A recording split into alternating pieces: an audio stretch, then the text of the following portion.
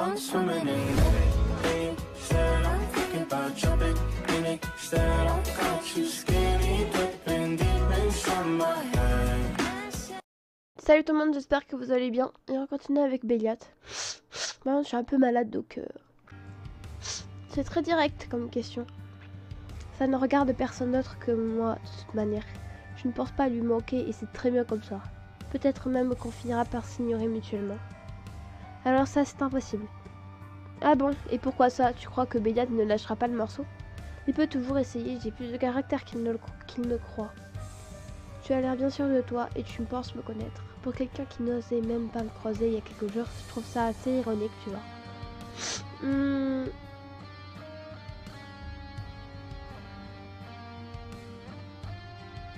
Bah la B non, parce qu'en fait finalement c'est pas nous qui connaît, mais je pense qu'il parle plus de Béliat. Ah, tu crois que Béliat ne lâchera pas le morceau? Oh ça il le sait. Mais je ne parle pas de ça. Il ne te forcera pas, c'est ça que tu comprends pas. En fait, il ne va pas bien ces derniers jours. C'est quoi encore cette histoire? Il digère mal son meurtre? Mais en fait, je pense pas qu'il a tué la fille. Hein. C'est bizarre qu'il est pas comme ça. Non, j'avais beau essayer de m'en détacher et d'ironiser sur le sujet, une boule douloureuse me serra le ventre chaque fois que j'y pensais. Je ravalais ma salive. Et vu ta tête, tu n'as pas l'air convaincu. Mais c'est la vérité, et c'est même assez inquiétant. De quoi est-ce que tu parles? Quoi qu'il fasse, je ne vois pas en quoi ça me concerne. Détrompe-toi, Béliat a cessé de se nourrir. Forcément, ça fait plusieurs jours qu'on n'est pas sorti de la chambre. Il ne compte plus boire d'autre sang que celui de son calice. Ce sont ses propres mots. De toute façon, il y a une règle qui dit qu'ils sont obligés de boire le sang que du calice, hein, pas des autres. C'est une plaisanterie.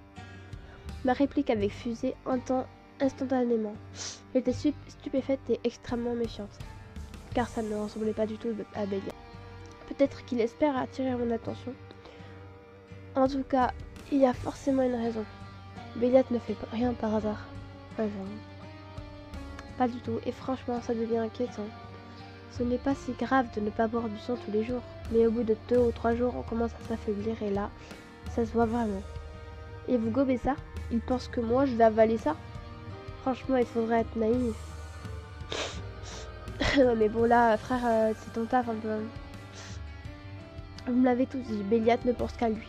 Pourquoi est-ce qu'il s'infligerait quelque chose qui lui coûte? Parce qu'il t'aime, je pense. Non, genre, réfléchis 2 minutes. Remettons en question un peu. Sérieux, cette fille, elle se me remet jamais en question. Hein. C'est juste un moyen de le faire céder et de reprendre l'avantage. C'est vrai que Béliat est égoïste et manipulateur. Personne ne peut le nier. Il est même très fort. Mais est-ce que tu peux considérer qu'il y a autre chose? Que ce ne soit que 2 aspects de sa personnalité et pas la totalité? Oh, ça va. Je sais que tu l'aimes bien à cause de ce qu'il a fait pour toi. Il a fait quoi? Il a fait rien pour Ivan, hein? C'est Aaron. Mais c'est différent avec moi. Et puis ça fait que 3 jours. Il ne doit pas aller si mal que ça.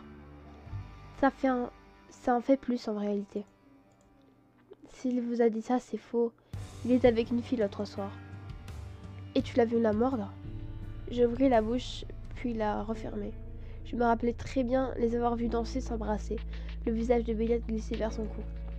Et puis le cadavre massacré. Il a fait plus que ça, il a tué. Quoi? Non mais elle abuse pas un peu, elle a juste vu la meuf par terre, c'est faux. Bon, elle avait du sang, mais s'il faut, c'est juste qu'il a retrouvé. Toujours accuser les gens comme ça, ouais, sans preuve. Bon, on verra bien. Une joie revancharde, aussi mesquine que pathétique, m'enflamma le ventre lorsque je vis la mine stupéfaite d'Ivan, comme quoi il ne savait pas tout mieux que moi. Ah, il a passé ça sous silence. Il a égorgé cette pauvre fille, elle était dans un état horrible. Je voulais trouver au-dessus d'elle. Et avait les vêtements qu'il porte, on ne voyait que le sang. Mais Béliat ne... Ah, c'est vrai qu'il y avait du sang sur sa chemise. Mais Béliat ne tue jamais ses victimes. Aucun de nous le fait. C'est une règle tacite. Eh bien, d'après ce que vous dites, tous, il aime faire cavalier seul. Alors, ce n'est peut-être pas sa première victime en plus. Comment le sauriez-vous? Et toi qui dis ça, alors que tu as été à 2 doigts de me tuer le premier soir? On va pas lui rappeler ça. Il n'a pas fait exprès. Mais bon. Tu crois qu'on camoufle des meurtres aussi facilement? Ce sont des gens, pas des animaux. Il est vital pour nous de ne pas nous faire remarquer. D'où notre panique le soir de son arrivée quand j'ai... Eh bien moi, je trouve tout ça bizarre. Béliat assassine cette fille, et l'instant d'après, il joue les victimes en se laissant dépérir. Parce que je suis trop occupée pour vouloir lui parler. Tu ne trouves pas que ça ressemble à une manœuvre pour me faire passer pour la méchante? Ce que j'en dis, c'est que si Béliat tuait ses victimes, Vladimir... Ouais, c'est ce que je me suis dit. Vraiment, j'ai joué beaucoup de parties, je me dis... Vladimir, il aurait déjà enculé en fait. On aurait déjà entendu Vladimir le défoncer. Enfin, bref. Vladimir l'aurait flanqué dehors à la première occasion. Surtout qu'il aime pas. Surtout qu'il aime pas.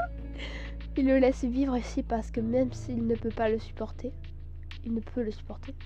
Il sait son sérieux et il le respecte. Et bien voilà qui va donner une bonne excuse à Vladimir.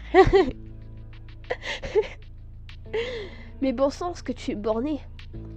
Mais je serais toi, je me réjouirais pas trop à cette idée, parce que si Béliat s'en va, tu t'en vas aussi. Ah, c'est vrai. Hein? Tu es son calice. Où il va, tu vas. Alors, avant de le juger et de le pousser vers la sortie, pose-toi quelques questions. S'il y a vraiment eu un meurtre, ça me paraît très louche. Ivan, tu n'étais même pas au courant. Il l'a caché. C'est ça qui est bizarre. Je vais pas éviter de crier parce que on ne m'en a peut-être pas parlé par prudence. Ou alors on me soupçonne peut-être. Cela ne m'était pas venu à l'esprit, mais cette hypothèse me semblait soudain plausible. Vu le tempérament instable d'Ivan, il était en effet un suspect idéal. Pourquoi personne ne t'a posé de questions dans ce cas? Parce qu'ils doivent enquêter un peu avant de m'accuser, je pense. Et puis, je suis souvent avec Aaron. Lui sait que ça ne peut pas être moi. Oh, mais je trouve ça inquiétant. Et la réaction de Béliat en devient d'autant plus étrange. Alors grand bien lui fasse. Vous pouvez tous marcher dans son jeu, moi j'en ai ma claque. Je ne vais pas encore une fois lui donner ce plaisir. D'accord, d'accord. Vu le nombre de fois où tu me l'as répété, je lui en parlerai. Tu es content? Si c'est pour lui tomber dessus avec un tel ton, je ne crois pas que ça en vaille la peine. Quoi, tu as peur que je le casse en deux si je lui crie un peu trop fort dessus? Il n'est pas en sucre, il me semble, pour broyer des gens. Il ne sait davantage y faire que moi. Écoute, il y a des choses sur Béliat que tu ne sais pas. Ce que tu prends pour de l'ESP, ou le fait que tu penses qu'il se moque de toi, c'est plus compliqué que ça. Ça m'a pourtant l'air assez clair. Un salopard qui drague une fille, puis s'en va trouver une autre, avant de se chercher des excuses, c'est une histoire vieille comme le monde. Oui, je sais. Mais tu devrais aller en parler à quelqu'un. Moi, je crois que l'on n'est pas assez proche pour parler de choses aussi personnelles. Mais ne passe pas à côté de quelque chose d'important par ressentiment. S'il y a une chose que tu dois écouter venant de moi, c'est celle-là. Salut tout le monde, j'espère que vous allez bien. Et on continue avec Béliat. L'attitude d'Ivan m'interpellait. C'était un mélange de fermeté et d'assurance, pourtant matiné d'une forme d'hésitation, comme s'il attendait à un rejet. Il s'attendait à un rejet ou à tout instant. Et Ivan se dépouillait de son image de bête sanglante qui pour m'apparaître de plus en plus humain. Cela suffisait-il pour l'écouter, pour commencer à pardonner ce qu'il m'avait fait, pour pardonner à Béliat et l'écouter? Je ne savais pas. Mais si je dois écouter mon instinct... Tu as peut-être raison, Ivan, mais peut-être que tu te trompes aussi. Tu as l'air plein de bonne volonté et tu veux vraiment défendre Béliat. Mais je crois que je le connais bien moi aussi. Je ne sais pas si je peux te faire confiance, Ivan. Je sais que tu regrettes ce qui s'est passé entre nous et que tu veux sans doute m'aider pour qu'on passe outre. Mais je ne suis pas sûre de tes motivations. Ivan, j'ai quand même été odieuse au final.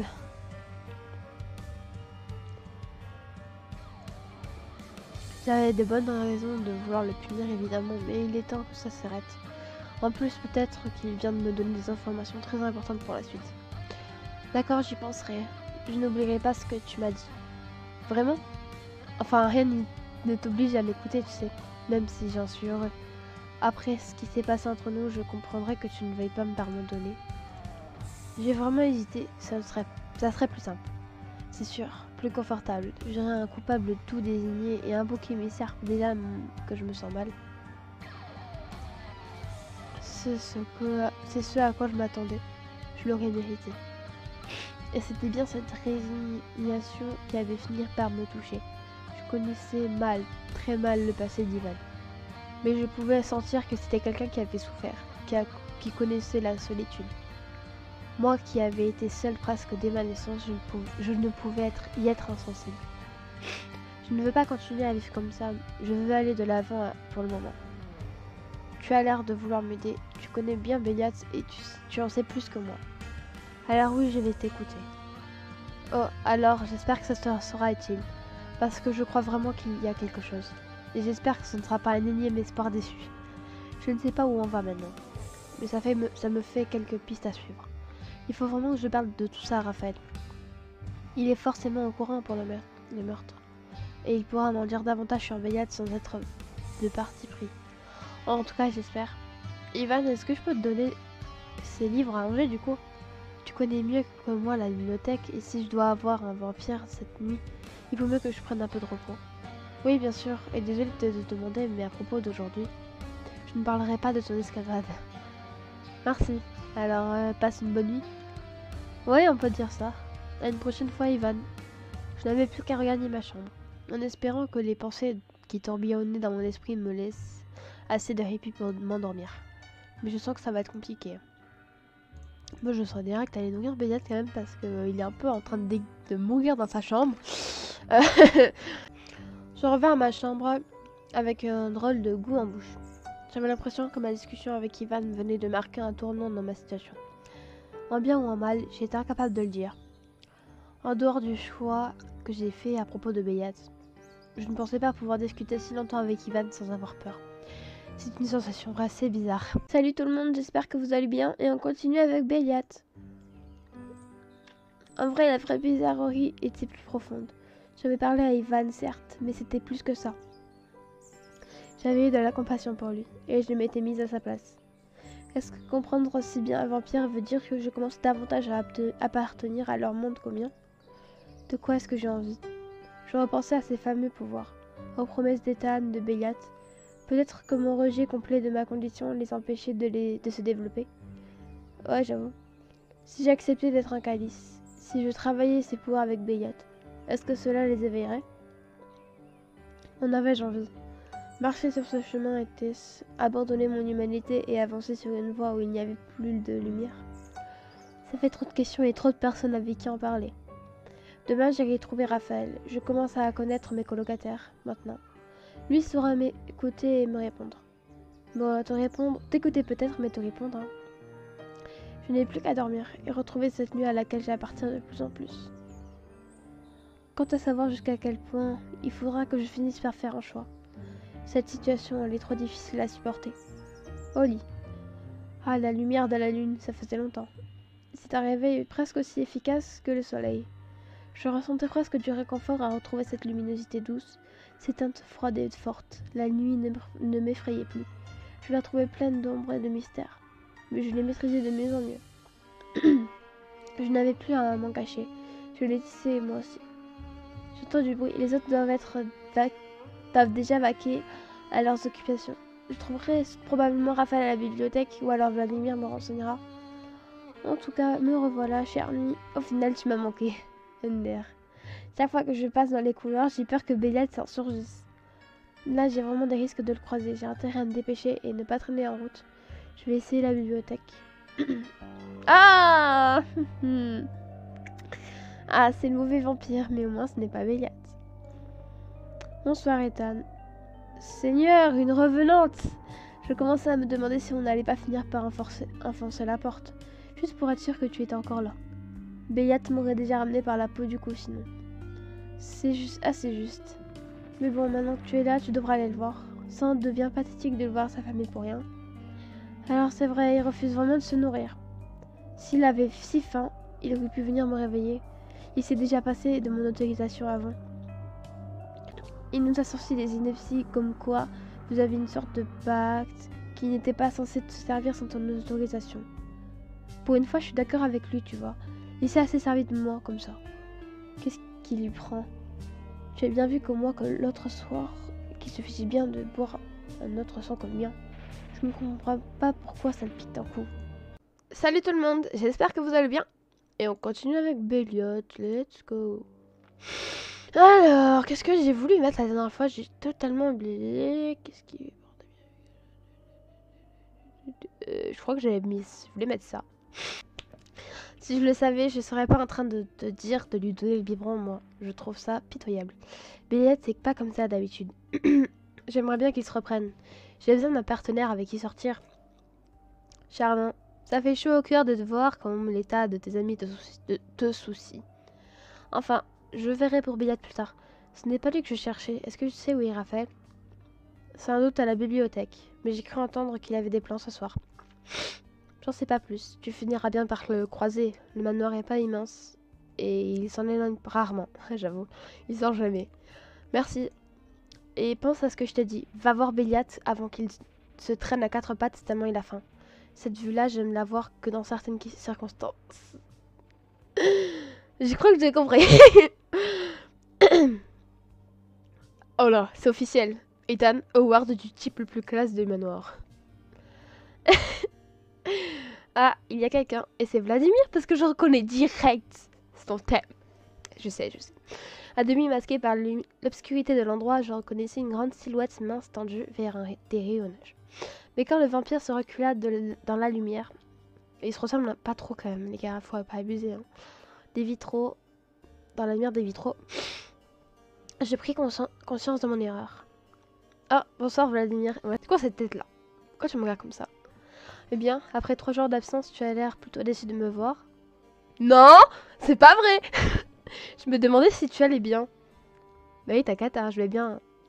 Oui, ça va. C'est cette histoire de meurtre qui t'a choqué?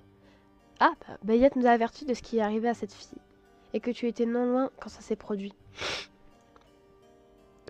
Oui, enfin, je me demande si Belliot n'a pas un rôle dans ce qui arrive à cette fille. Moi, je pense pas, hein, probablement pas. Je préfère rester loin de lui tant que ça n'a pas été tiré au clair. Ah oui, c'est vrai. Il y avait de quoi être choqué, je pense que vous en doutez tous. Cette pauvre fille, elle a vraiment été charcutée. Bah après, dire ça comme ça, c'est comme si je l'avais déjà... Bah, moi, pour moi, franchement, pour moi, Belliot n'a rien à voir avec dans le truc, parce qu'il est pas... Enfin, vraiment pas comme ça. Bref. Vraiment. Et qu'est-ce qui te fait penser ça? C'est une accusation grave. Nous ne tuons pas nos victimes, c'est une condition indiscutable pour rester dans la région et à forte théorie dans ce manoir. Eh bien, je ne l'ai peut-être pas vu arracher la gorge de cette fille, mais entre le moment où elle a hurlé et celui où je suis arrivée, il s'est passé très peu de temps, et j'ai trouvé Belliot couvert de sang au-dessus d'elle. On a tué sur ses lèvres aussi. La remarque de Vladimir me frappa. Belliot avait-il aussi le visage couvert de sang quand je l'avais vu? Il me semble pas. Je me rendis compte que ma mémoire me faisait totalement défaut sur ce point. Un point pourtant terriblement important. Je ne me rappelle pas s'il en avait sur le visage. Oui, et s'il l'avait enlevé, nous l'aurions senti de toute manière. Nous avons le nez fin. Notre capacité à détecter le sang surpasse celle des requins. Ah carrément. Ah carrément. De toute façon, je préfère éviter Belliot pour le moment. Je ne peux pas m'empêcher de l'associer à cette scène. Je comprends. Par contre, ce que j'ai du mal à saisir, c'est son brutal changement de régime alimentaire. Belliot n'est pas insensible. Je doute que la mort d'une humaine le pousse soudain à se détourner de cette source de nourriture. Ça n'a aucun sens. Oui, d'autres m'en ont parlé. Je ne comprends pas moi non plus. Et si c'est du chantage, je ne compte pas lui céder. Je ne peux pas dire que je te désapprouve. À part ça, j'ai vu que tu avais rendu les livres que je t'avais proposés. Tu en veux d'autres? Salut tout le monde, j'espère que vous allez bien. Et on se retrouve dans une nouvelle vidéo avec Belliot. Alors, attendez, j'ai le son un petit peu fort, voilà. Non, en fait, je cherchais Raphaël. Ah, ça fait quelques jours qu'ils s'entraînent avec Aaron. Ce sont deux très bons escrimeurs. Ils ne se battent pas souvent entre eux, mais ils aiment bien pratiquer ensemble et échanger leurs exercices. Ils doivent être dans le jardin à l'heure qu'il est. Merci beaucoup, Vladimir. De l'escrime, hein. C'est vrai que Raphaël porte une épée. Mais Aaron. Et comment Raphaël peut-il faire alors qu'il est aveugle? Tu le sous-estimes quand même. En plus d'une conversation nécessaire, j'aurais peut-être un peu de spectacle. Dans le jardin donc. On passe par la cuisine là. Bon, essayons de les trouver maintenant. J'ai pris le temps de regarder autour de moi pour mieux retrouver le décor du jardin. Devenu familier. Mes appréhensions s'étaient dissipées à présent. Comme pour les autres, cet endroit était devenu un lieu de tranquillité. C'est toujours aussi joli par ici. J'avais appris que ce jardin devait sa splendeur au moins expert de Vladimir. Et ouais, en vrai il est trop beau ce jardin, mais je le préfère quand même 2 jours. Hein. Enfin j'aime bien lui aussi, mais bon. Qui pourtant y passait très peu de temps. Personne n'aurait voulu m'expliquer ses raisons. Cependant, ça ne faisait qu'un mystère de plus autour de ce manoir. Mais je restais assez intriguée. Je suppose qu'ils se battent, que s'ils se battent, je vais vite entendre du bruit. De fait, il ne fallut que quelques pas dans le jardin pour entendre des tintements métalliques bien reconnaissables. Je n'avais plus qu'à me laisser guider, et je suivais à l'oreille le bruit d'un combat indistinct avant de distinguer nettement les voix d'Aaron et de Raphaël. Il y a un bug? Ouais, il y a un bug. Attendez. Comment on commence déjà avec les bugs? Bon, tant pis. Alors, c'est vrai qu'on peut pas le voir, parce que je pense qu'on est caché. Aaron, comment peux-tu manquer à ce point tes cibles alors que je les atteins toutes sans rien voir? C'est une technique fourbe, la rapière. Les bouts pointus et les cure-dents. Tu sais bien que ce n'est pas mon domaine de prédilection. Mais ça fait travailler ta précision et ta mobilité. Allez, essaye encore. Et tiens-toi droit. Pour l'amour du ciel. Oui, je sais, papa. Ah là là, ça me fait trop rire. De plus en plus intriguée, je forçais le pas, et au détour d'un gros bosquet qui me masquait encore la scène, je tombais sur Aaron et Raphaël. La rapière de Raphaël à la main, droit comme un i. Wow, la comparaison était magnifique, hein, droit comme un i. Une main pressée dans le dos, Aaron se tenait face à une sorte de cible de frappe dressée contre un arbre. Fasciné par cette scène, je m'arrêtais pour l'observer plus attentivement. Raphaël semblait surveiller son élève. Puis, d'une brusque détente, Aaron poussa son bras en avant dans un geste étonnamment gracieux, qui semblait mal maîtrisé. La pointe se ficha complètement à côté du point noir, symbolisant le centre de la cible, et il arracha l'arme avec un grognement de frustration. Encore raté, je m'y ferai jamais. Déjà à l'époque, quand ça a émergé, je trouvais ça ridicule. Navré mon vieux, je reste un mercenaire à l'ancienne. Fracasser tes colonnes vertébrales, là est ma vocation. NDR. Dans ton cas, c'est vrai que le terme vieux n'est pas volé. Même si je me demande ce qu'en pense notre jeune ami, qui nous écoute depuis cet énorme bougainvillier. Je rougis en réalisant que ma présence avait été remarquée. Les yeux dorés d'Aaron se tournèrent vers moi aussitôt. Très vite, son expression de surprise laissa place à cet éclat de rire qui ressemblait à un aboiement de chien. C'est dingue, je ne t'ai même pas senti arriver. C'était cette horreur qui me distrait. On se demandait ce que tu devenais, Anaïs. DR. C'est vrai, nous commencions à nous inquiéter, à vrai dire. Oh, ce n'était pas si grave, mais c'est gentil de vous être inquiété. J'avais besoin de digérer ce qui s'est passé. C'est gentil, mais je suppose que vous savez les raisons qui m'ont poussé à me retrancher quelques jours dans ma chambre. Ouais. Ça semble assez évident que c'est lié à ce meurtre. Même nous, on en devient totalement dingue. Salut tout le monde, j'espère que vous allez bien. Et on continue avec Béliat. Il y aurait de quoi en choquer plus d'un. Je ne suis pas surpris de ta réaction. Si nous avons connu des époques de violence, ce n'est pas ton cas. Et tant mieux, la société humaine a parfois su devenir moins violente que celle des vampires. Je sais pas, hein. Je ravalais ma salive. Justement, quand je me questionnais sur la société dans laquelle je me sentais le plus à ma place, rejoindre les vampires signifiait-il un monde de violence en plus d'un monde de sang? Parce que veux tuer encore beaucoup? Non, plus vraiment. À vrai dire, c'est quelque chose que nous évitons au maximum maintenant. C'est trop risqué. Ah bah, c'est sûr que tu vas te faire remarquer, hein. Les choses ont changé alors. En effet. On a passé l'époque des âges noirs où on se comportait comme des bêtes sauvages et où les guerres nous donnaient de la violence et du sang à foison. Ah bah c'est sûr, le sang, T'en auras, hein. Dans les guerres, c'est sûr.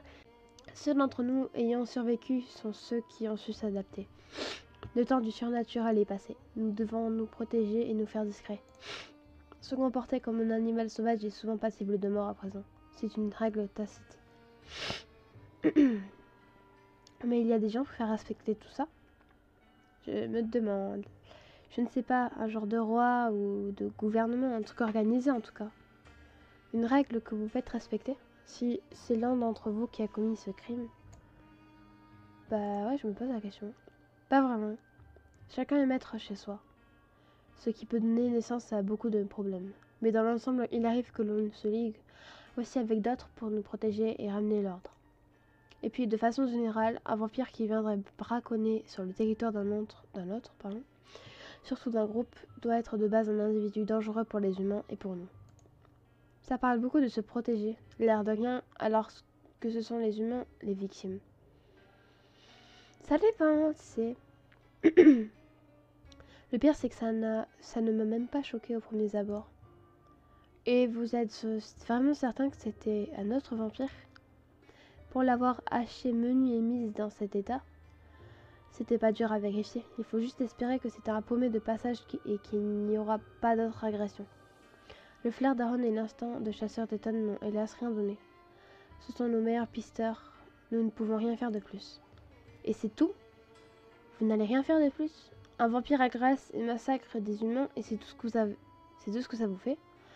Bah après, ils s'en battent les couilles, hein. C'est des vampires et franchement, ils passent leur route, quoi. Sérieusement, et vous vous contentez de ces explications pour Béliat alors que c'est lui que j'ai vu pencher sur son cadavre et couvert de sang? Mais comme a dit Vladimir, on n'a pas toutes les preuves, on ne peut pas accuser les gens comme ça. Alors je sais pas quoi mettre finalement. Bah j'ai pas envie d'accuser Béliat parce que de toute façon Béliat pour moi il est innocent donc. Voilà. Fouiner dans les affaires de la police humaine ne donne jamais rien de bon. Faire profil bas et surveiller les événements est une qualité de base pour survivre. Béliat semble même faire du zèle en refusant de se nourrir de sang humain à présent. Il refuse de se nourrir d'un autre sang que le mien, plutôt. Ah, tu es au courant alors? Parce que franchement, c'est pathétique. On aurait besoin qu'il arrête son cirque et se nourrisse. Alors autant vous le dire, tant que je ne sais pas ce qui le motive, je ne compte pas céder à ce chantage ridicule. Voilà autre chose. Ah! Aaron, tu voudrais bien me laisser un moment avec Anaïs? Le timbre si calme et doux de Raphaël nous avait arrêtés tous les deux. Si Aaron semblait perplexe de l'intervention de son ami, il n'hésita pourtant pas longtemps. Après un regard pour Raphaël, puis pour moi, il se contenta d'hausser les épaules, de ramasser la rapière qu'il avait laissée et s'éloigna jusqu'à disparaître à notre vue. Eh bien, c'était persuasif. Salut tout le monde, j'espère que vous allez bien et on continue avec Béliat. Aaron a confiance en mon jugement. Et je commence à me dire que tu n'es pas venu ici pour une simple balade nocturne. Est-ce que tu ne cherchais pas quelqu'un à qui rapporter tes soupçons par hasard? Oui, il lit dans les pensées ou ça se passe comment? Quelques questions glissantes au sujet de notre ami Béliat. Aïe aïe aïe, il me fait trop rire. Sans surprise. La perspicacité de Raphaël dépasse largement celle des autres. Ouais, vraiment. C'est possible. Mais pourquoi avoir chassé Aaron? Parce que c'est quelqu'un d'impulsif, malgré ses nombreuses qualités. S'il y a quelque chose de vraiment inquiétant, je préférerais en juger seul d'abord, avant de lui rapporter les faits et qu'il se lance sur le sentier de la guerre. Ah, je vois. Pourtant, quand j'en parle, personne ne semble prendre mes doutes à propos de Béliat au sérieux. En vérité, nous nous sommes méfiés de Béliat. C'est un homme intelligent, perspicace, particulièrement doué pour comprendre les gens, et donc pour les manipuler, forcément.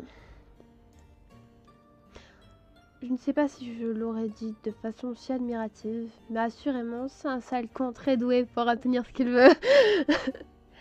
C'est une plaisanterie. Béliat est l'individu le plus égoïste que je connaisse. Il n'y en a rien à faire des gens. Pas vraiment. Hein. Bah si. Non, on peut pas dire ça parce qu'on n'en sait pas tout à fait, on sait pas trop, mais on va dire là ce que je pense. Et cette aigreur que je devine chez toi ne viendra-t-elle pas du fait que tu en as fait les frais? Il y a de quoi, non? Depuis que je suis devenue son calice, j'ai l'impression de passer mon temps à me battre contre son emprise. Ce qui est sans doute la réalité. Mais il me semble que tu t'en sors bien et que, ce faisant, tu es en train de gagner son respect. Pour ça, j'en suis moins certaine. Ouais. Non, pas du tout. C'est possible. En attendant, c'est notamment pour ça que je me tiens loin de lui. Il se sert de moi depuis le début et moi, je marche à fond dans ses histoires. Dans ce cas précis, je peux te promettre qu'il n'y a aucun écran de fumée en tout cas. Ivan l'a plus ou moins défendu en ce sens. J'avoue que j'étais certaine qu'il avait assassiné cette fille, mais maintenant je ne sais plus. Ah, c'est surtout parce que Vladimir m'a... Quand il a dit « T'es sûr, t'as vu qu'il avait du sang sur sa bouche ?» Ah là, c'est foutu, on n'a pas assez de preuves les gars. Moi je le soupçonne pas vraiment. Ivan, tu as parlé avec Ivan de tout ça? Ah, c'est vrai qu'aux dernières nouvelles, on se haïssait plus ou moins. Non? C'est toi qui casses les couilles, meuf. Ah, mais c'est la meuf qui tape un scandale. Ivan, lui, il t'aime bien. Genre, il veut te parler, hein. C'est toi qui te cache là. Bref, c'est pas qu'il te déteste, wesh. Y'a que toi qui l'aime pas. Vraiment, il faut pas mettre tout le monde dans le même bateau, hein. Et je ne dois pas dire que je l'ai croisé en plein jour. Quelle idiote! Je l'ai croisé et nous avions pas mal de choses à nous dire. Voilà qui est surprenant mais agréable à entendre. Je suppose qu'Ivan t'a donc tenu un discours similaire au nôtre. Oui, il a même fait encore plus. Il a sacrément défendu Béliat. Et il n'a pas ménagé ses efforts. Est-ce que tu peux me dire ce que tu as pensé de ses conseils? C'était sans doute la décision la plus délicate que j'ai prise depuis mon arrivée ici. Mais j'ai accepté de le croire. Ou en tout cas de penser qu'il a raison. Ça n'a pas dissipé tous mes doutes, loin de là. Mais quelque chose a retenu mon attention. J'ignore si c'est ton instinct d'humaine ou de Calice qui a joué, mais je crois que c'était une juste décision, même si elle était compliquée. Je n'en sais rien. Franchement, ça me paraît trop beau pour être vrai. Et ici, j'ai compris depuis un moment qu'on ne doit pas croire aux contes de fées. C'est une vision des choses plutôt sage. Mais si je peux me permettre, ne tombe pas dans l'excès inverse. Qu'est-ce que tu veux dire? Salut tout le monde, j'espère que vous allez bien. Et on continue avec Béliat. Je veux dire que tu sous-estimes l'humanité de Béliat. Oui, il est arrogant, cabochard, égoïste, manipulateur. Il est dur avec toi. Il a essayé de forcer tes barrières, de prendre l'ascendant sur toi. Mais il n'a pas réussi. Et il commence à changer. Est-ce que tu dis ça parce qu'il te l'a dit ou c'est juste ton opinion? J'en ai parlé avec lui, je le connais. Tu réveilles des choses... Attendez, je relis. Tu réveilles des choses en lui. Des choses qu'il ne maîtrise pas et qui le perturbent. J'arrive pas à lire. Et qui sont certainement en lien avec sa décision. Je sais que je m'attendais à ça, mais ça ne change rien au meurtre. Ce n'est pas lui. Pense à tout ce que je viens de te dire et à ce que Ivan t'a dit. Est-ce que Ivan t'a dit? Oui, nous avons confiance en lui. Non, ce n'est pas un sale con. Ou peut-être que oui, peut-être que non, hein. Et il est respectueux de nos règles, en plus d'avoir notre protection à cœur, ainsi que la tienne. Donc pour toi, c'est certain, Béliat est totalement innocent et je dois avoir foi en ce que m'a dit Ivan. Je le pense, oui. Béliat n'a pas mordu cette fille, c'est une certitude absolue. Il n'avait aucune trace de sang sur le visage ou les crocs. Nous n'avons rien senti non plus hormis le sang sur ses vêtements. Et cette jeune femme est morte, la gorge tranchée par des crocs de vampires. Je me passerai des détails. NDR. Se pouvait-il vraiment que tout ce que les vampires m'aient dit soit vrai? Que Béliat ne soit aucunement impliqué dans cette histoire, que je me sois trompée à ce point? C'est donc un autre vampire, et ça, c'est un problème grave. Mais en parallèle, le fait que Béliat ait pris cette décision surprenante est aussi un souci. Tu crois est-ce que ça a quelque chose à voir avec le meurtre? Après tout, il comptait boire le sang de cette fille. Ça a pu l'affecter. Je pense qu'il s'en va les couilles, hein. Ou alors c'est vraiment du zèle pour se faire innocenter. Je croyais que c'était un genre de chantage pour que je m'intéresse à lui. J'étais sûre qu'il était coupable et je lui ai dit de ne plus m'approcher. Alors il entamerait une grève de la faim pour te contraindre à le revoir, même si tu le refuses. Ça ressemblerait assez à Béliat. Mais pour cette fois, je ne crois pas que ce soit ça. Quoi alors? Vu que ça me concerne directement, je dois avoir quelque chose avec ça, non? Je crois que tu es directement lié à sa décision. Mais il n'a pas pour but d'attirer ton attention. Je crois vraiment que c'est désintéressé. J'ai explosé brutalement de rire sans pouvoir m'en empêcher. Stupéfaite, associée à Béliat et une telle qualité paraissait si aberrant que je n'avais pas pu me retenir. Je suis désolée, Raphaël, mais j'aurais vraiment beaucoup de mal à envisager ça. On parle de Béliat. Béliat. Je comprends ta réaction. Mais ce que j'en dis, moi, c'est que sa réaction est très inhabituelle. Dans le sens où je ne l'ai jamais vu ainsi depuis que je le fréquente. Irraisonné et irresponsable. Oh, si seulement. Béliat a plutôt un don pour ce genre de décision. Mais ce n'est pas ce que je voulais dire. Je parle d'une décision motivée par une personne extérieure. Je ne suis pas sûre de te suivre. Béliat n'a rien à cacher à propos de ce meurtre, Anaïs. Comme je te l'ai dit, sa décision n'a rien à voir avec ça. Et quel était l'autre élément perturbateur de cette soirée, et de sa vie en général sinon? Tu veux dire... La réponse est simple, c'est toi. C'est toi qui l'as motivé à prendre cette décision radicale. Une décision qui lui nuit gravement. Béliat ne fait rien qui n'ait soigneusement pesé. S'il souffre en ce moment, c'est qu'il estime que ça lui sert à quelque chose. Ça n'a aucun rapport. Bref. C'est... Bon, bref. J'ai peur que tu t'avances beaucoup, Raphaël. Je suis peut-être le réservoir de Béliat, mais pas plus. Je ne représente rien qui pourrait le décider à prendre des mesures aussi radicales en tout cas. Salut tout le monde, j'espère que vous allez bien et on continue avec Béliat. La dernière fois je voulais mettre quoi?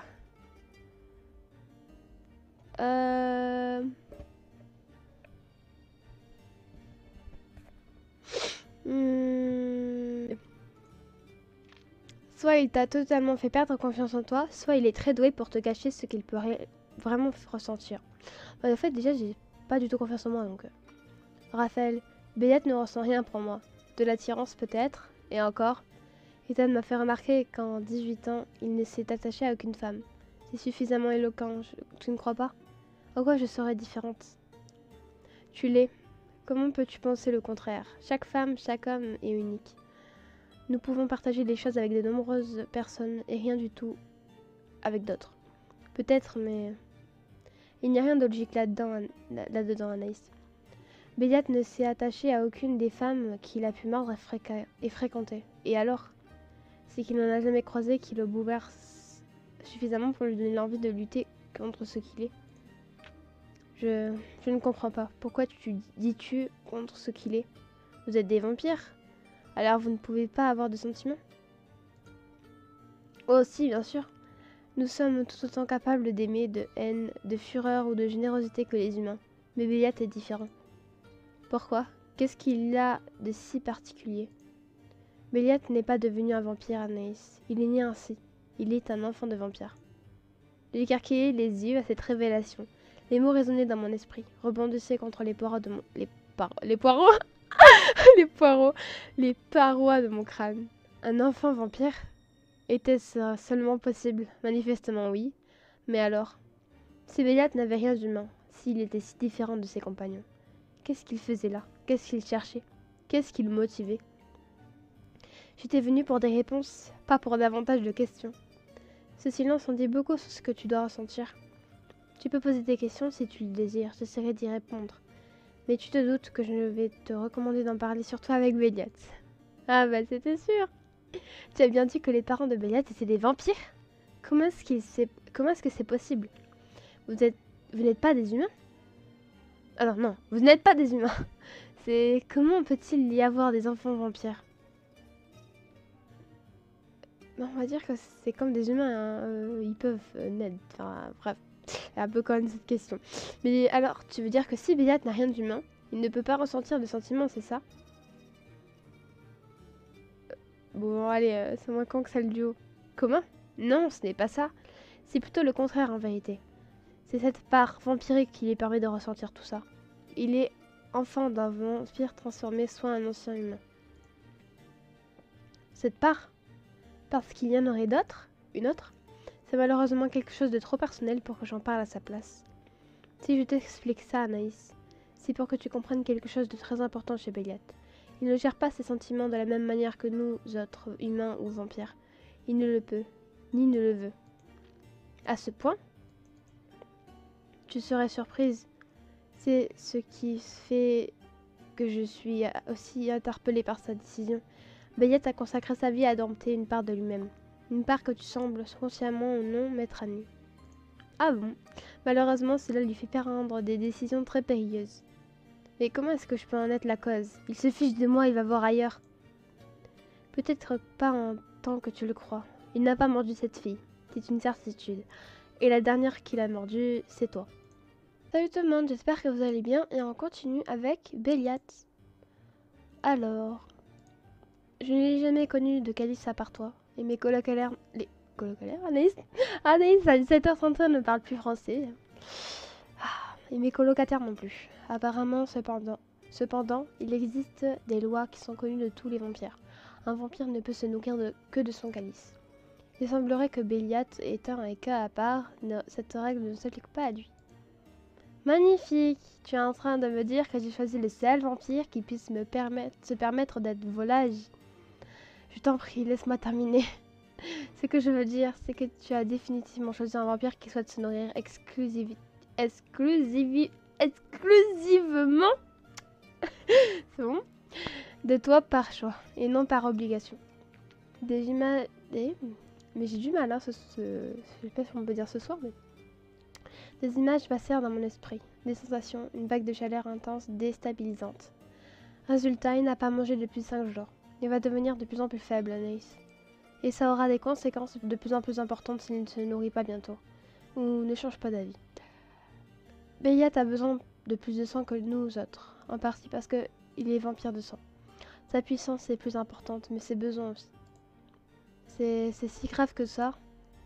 Je perdais petit à petit ma colère et ma rancœur. Tout ce que venait de me dire Raphaël avait fait voler en éclats toutes mes certitudes. Béliat était-il en danger? Oui, en fait. C'est comme si on ne te nourrissait pas pendant 1 mois. Sans eau, sans rien. Détenais-je vraiment la clé qui permettait de le mettre à l'abri? Ben oui, t'es sa source en fait, on va dire ça. Pourquoi? Pourquoi me donner un tel pouvoir? Car c'est bien ça, n'est-ce pas? En réalité, tout tient à moi. C'est cela. D'une façon ou d'une autre, tu peux changer la situation. Soit en cédant à sa demande, soit en le convainquant de se nourrir du sang d'autres personnes. C'est pas vrai, je ne m'attendais pas à ça. Encore un foutu dilemme. J'étais torturée à accéder à la demande de Béliat, c'était céder à ses désirs de nouveau. Passer sur ce que j'avais vu, sur ses escapades, ses autres femmes, cette fille morte dans d'étranges circonstances. C'était accepter tout cela parce que lui le demandais, parce que lui l'imposait, encore. Mais après tout, est-ce que ce n'était pas ce que j'avais réclamé si furieusement? L'exclusivité, le respect, même s'il était à l'origine de ce dilemme, c'était à moi d'avoir le dernier mot. Et cela signifierait alors accepter pleinement le lien qui nous unissait. À l'inverse, pousser Béliat à se nourrir à d'autres humains relâcherait l'emprise que j'avais sur lui, mais également celle qu'il avait sur moi. J'y gagnerais une liberté plus grande. Mais est-ce que je ne risquais pas de fermer une porte que j'avais tant peiné à garder ouverte? Ou est-ce que je cédais à un chantage aussi extrême si je n'étais pas rentré dans une espèce de relation toxique qui ne pourrait que continuer à me faire du mal? Ouais, c'est un peu chaud là, on a fait des réflexions mon pote. Est-ce que tu as décidé? Moi, je suis pour lui donner mon sang. Enfin, moi je l'aime bien Béliat. Donc cadeau hein. J'ai peur de commettre une énorme erreur. Mais soit, je ne vais peut-être pas savoir le fond de sa pensée avant un moment. Et peut-être que c'est encore une ruse qui va m'exploser au visage.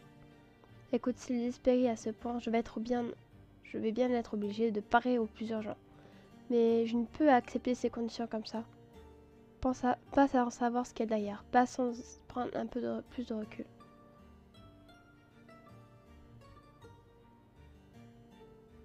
Bah ouais. Je ne sais pas ce qu'il en pensera, mais c'est une décision qui paraît plutôt sage. Verser dans de tels extrêmes n'est...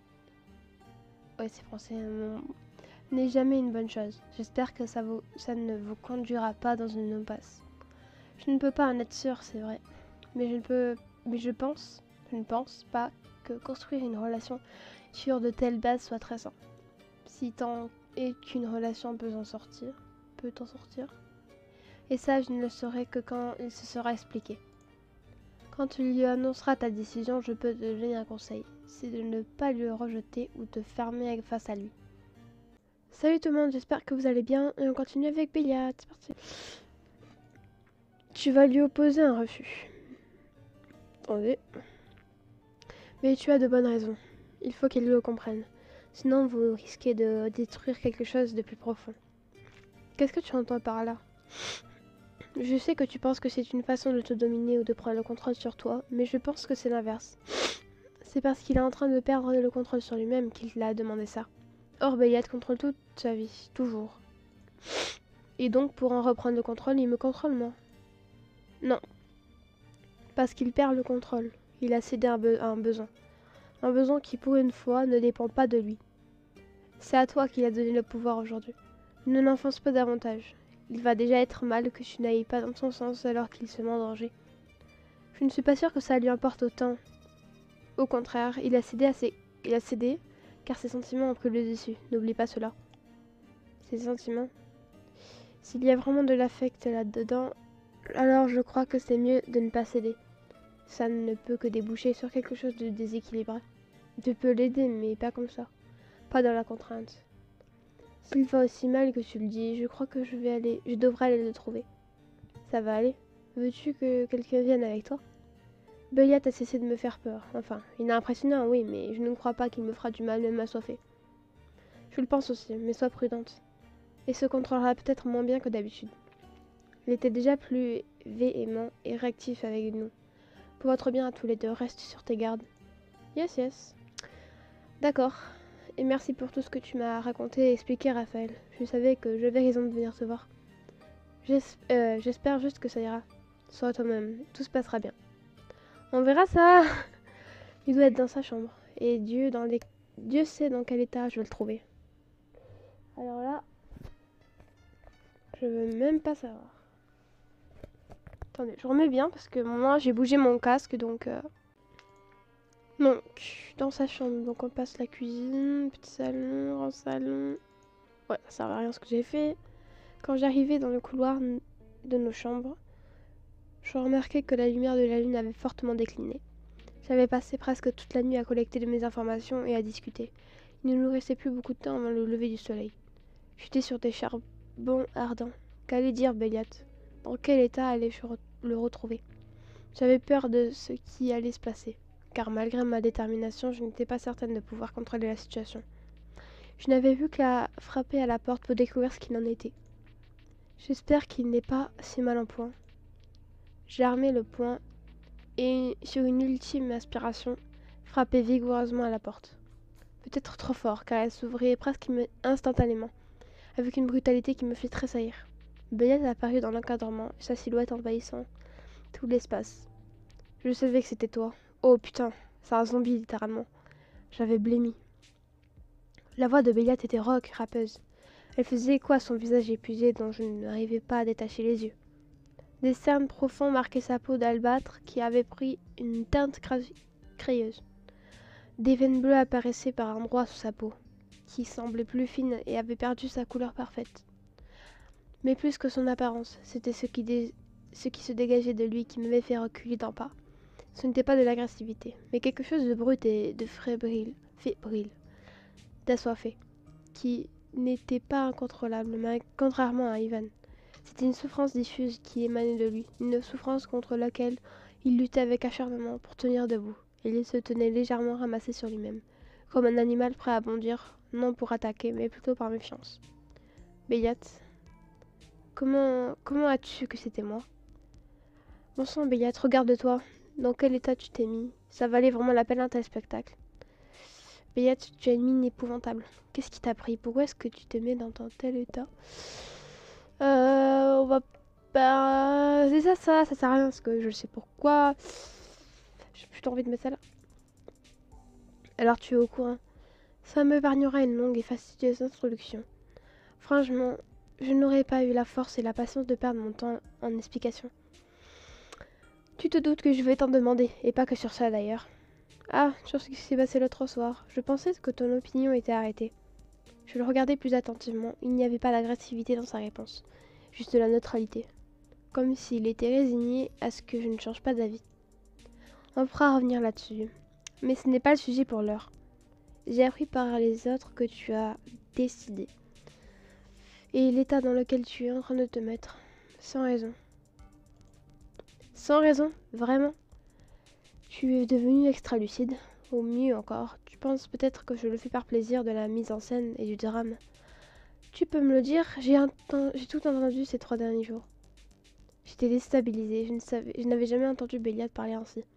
Cet étrange mélange de sarcasme, de fatigue, de lassitude et d'obstination. Je ne savais pas quoi penser, ni comment gérer Béliade. Je suis passée par différentes phases, je me suis posé beaucoup de questions aussi. Et pour le moment, je n'ai plus aucune certitude. À tout hasard, tu es venu pour brasser du vent, pour parler de quelque chose d'utile. Je tressaillis, ce n'était pas vraiment agressif, mais Béliade semblait clairement à bout de nerfs. Je suis passée pour que tu cesses de te laisser mourir de faim et qu'on règle ce qui s'est passé il y a quelques jours. Parce que tu me dois quelques explications. Je n'ai pas bouffé cette fille si tu veux savoir. Non, je sais. J'ai eu du mal à l'admettre et une partie de moi a encore du mal à y croire, mais les autres m'ont expliqué que ça ne pouvait pas être toi. Formidable, en somme, tu croirais n'importe qui dans ce manoir à part moi. J'avoue quand même. Arrête ça, Béliade, tu sais très bien que c'est ton état qui te fait dire ça. Non, vraiment, arrête ça aussi moi-même. Ce n'est pas aussi tranché que ça, pourquoi est-ce que tu dis ça? Tu penses que je crois aveuglément ce qu'on me dit tant que ça ne vient pas de toi? Peut-être, sans doute même. Mais comment est-ce que tu veux qu'il en soit autrement, Béliade?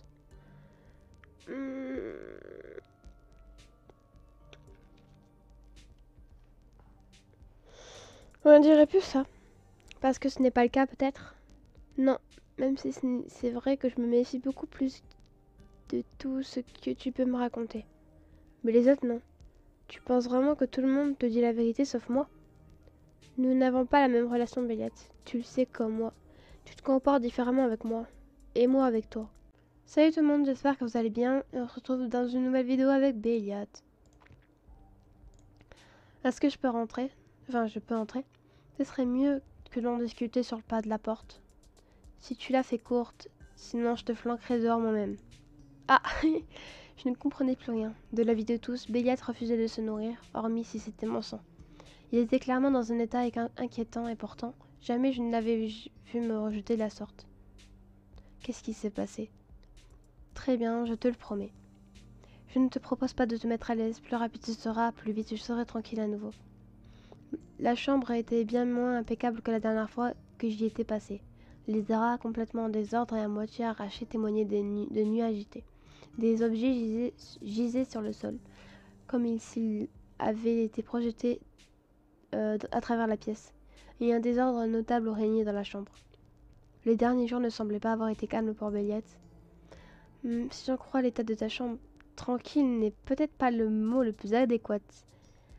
Béliade, les autres m'ont dit que tu n'avais rien mangé depuis des jours. Je vois bien que tu es complètement sur les nerfs. Pourtant, l'envie me démange de lui parler de son comportement, mais ce n'est pas... Bah ouais, c'est pas le moment. Mais oui. Incroyable, ta perspicacité est si impressionnante que je m'oblierais presque mon envie de me ronger les 2 mains tellement je crève de faim. Alors au lieu de peaufiner tes sarcasmes et ton sale caractère, qu'est-ce que t'attends pour aller te nourrir? Tu ne vas pas me dire que tu as soudain perdu tout ton charme. Ah, histoire que tu me reproches encore d'aller voir ailleurs, c'est ça? Il va falloir te décider, ma belle, ou résoudre ces petites contradictions. Je pense que ça te ferait du bien aussi. Mais qu'est-ce qui t'arrive, bon sang? Pourquoi tu es comme ça? Pourquoi est-ce que tu refuses de te nourrir? Ça n'a pas de sens. Ça a le sens que je veux lui donner, et la vie des autres, y compris le tien, m'est complètement indifférent. Écoute-moi bien, peut-être qu'on n'est rien l'un pour l'autre, mais je suis bien sûre d'une chose, c'est que tu n'es pas quelqu'un d'autodestructeur. Il y a une raison à ton comportement, que je le veuille ou non, elle est forcément liée à moi. Oh, parce que tu penses influencer ma vie à ce point? J'ai proclamé le contraire de toutes mes forces à tous les habitants de ce manoir, mais ils m'ont détrompé. Tu te laisses crever de faim parce que tu ne veux te nourrir que de mon sang. Et Je suis un salopard égoïste doublé d'un dramaturge. Ce n'est jamais qu'une lubie parmi tant d'autres. Oh non, pas quand elle te met à genoux, qu'elle t'ôte toutes tes forces, qu'elle te transforme en squelette maladif.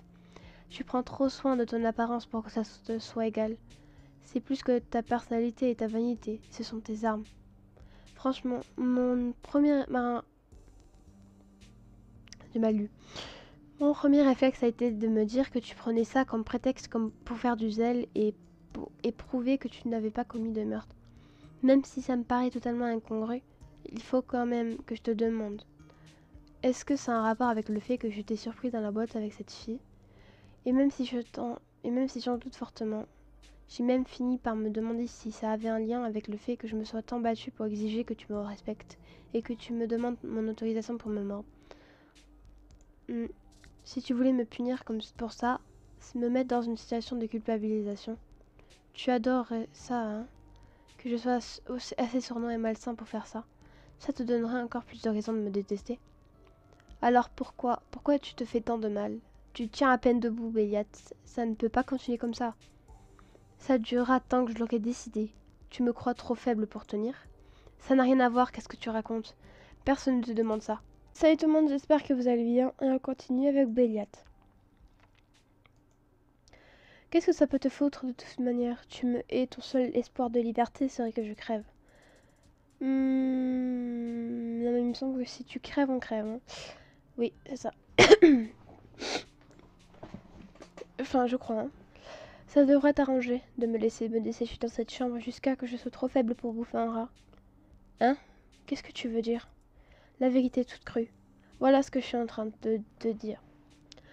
Et je m'étonne que les autres ne te l'aient pas balancé, histoire de rajouter une pierre à l'édifice de mon rôle de tortionnaire. Si tu meurs, j'y passe avec toi, mais si je meurs, tu es libre, chérie. Ah ouais? Ah ouais, d'accord. Elle est pas belle, la vie? Je n'en savais rien, et quand bien même, je ne voudrais pas ta mort. Tu en es vraiment certaine? Qu'est-ce que ça te coûterait après tout? Je ne suis rien pour toi. Tu peux sortir de cette chambre, attendre que la nature fasse son œuvre, et tôt ou tard, tu seras libre. Ça ne te tente pas? Allez, ne me dis pas que l'idée n'est pas alléchante. Non, pas du tout, même. J'avais du mal à respirer, c'était comme si le sol se dérobait sous mes pieds. Ce n'était même pas à cause de la révélation que venait de me balancer Béliat, cette réalité morbide selon laquelle ma liberté tiendra à sa mort. Ces mots, cette rage, cette façon de se montrer si froid, de se faire autant de mal et de rejeter furieusement les autres alors que la solution se trouvait si proche. Je connaissais cette réaction. Je la connaissais si bien que le manoir... que la retrouver en miroir chez Béliat me tétanisait. C'était mon propre désespoir et mon propre mal-être que je voyais en face de moi. Je la retrouvais en la personne chez laquelle j'ai miserais le monde attendu. Je ne pouvais avoir qu'une seule réaction. Dire les mots que l'on ne m'avait jamais dit à moi. Ça te plairait, hein, que je te dise ça? Que je te donne encore plus de quoi te vautrer dans ta souffrance et te convaincre que tu as raison de faire ça. Que je te dise que tout le monde s'en foutrait, moi la première, ça ne marche pas comme ça, Béliat. Faut vraiment que tu ramènes toi à toi, hein. C'est ça, oui. La détestation de soi. Je connais Béliat. Je pense même que je la pratique à un sacré niveau depuis pas mal d'années. C'est pas un nouveau venu dans la cour de récré qui va me l'apprendre. Tu débloques, ça n'a rien à voir avec ça. Ah oui, avec quoi alors? Depuis le début de cette discussion, tu ne m'as pas donné le début d'une explication. Si tu avais des raisons rationnelles, tu me les aurais dites. J'en déduis que c'est autre chose. C'est émotionnel. Putain, j'arrive pas à parler. Et d'après ce que je sais de toi, ça doit être pire que tout. Un cri m'échappa brutalement, une douleur fulgurante me transperça le bras. Béliat venait de m'agripper à peine ma phrase finie. Ah, on a touché un point faible. Avec une force qui me stupéfiait vu de son état de faiblesse.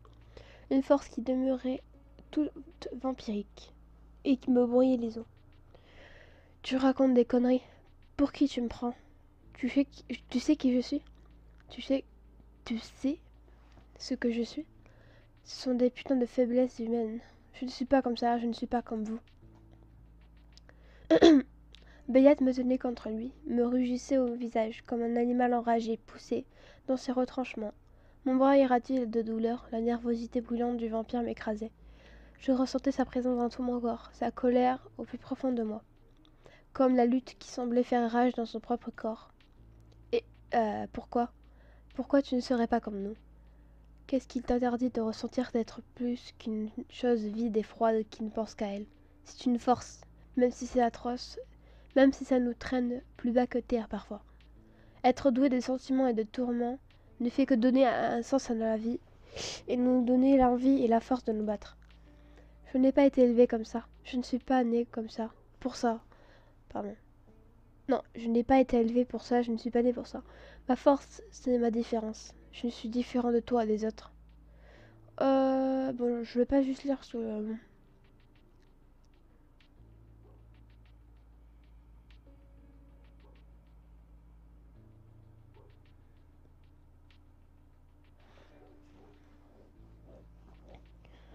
Ouais.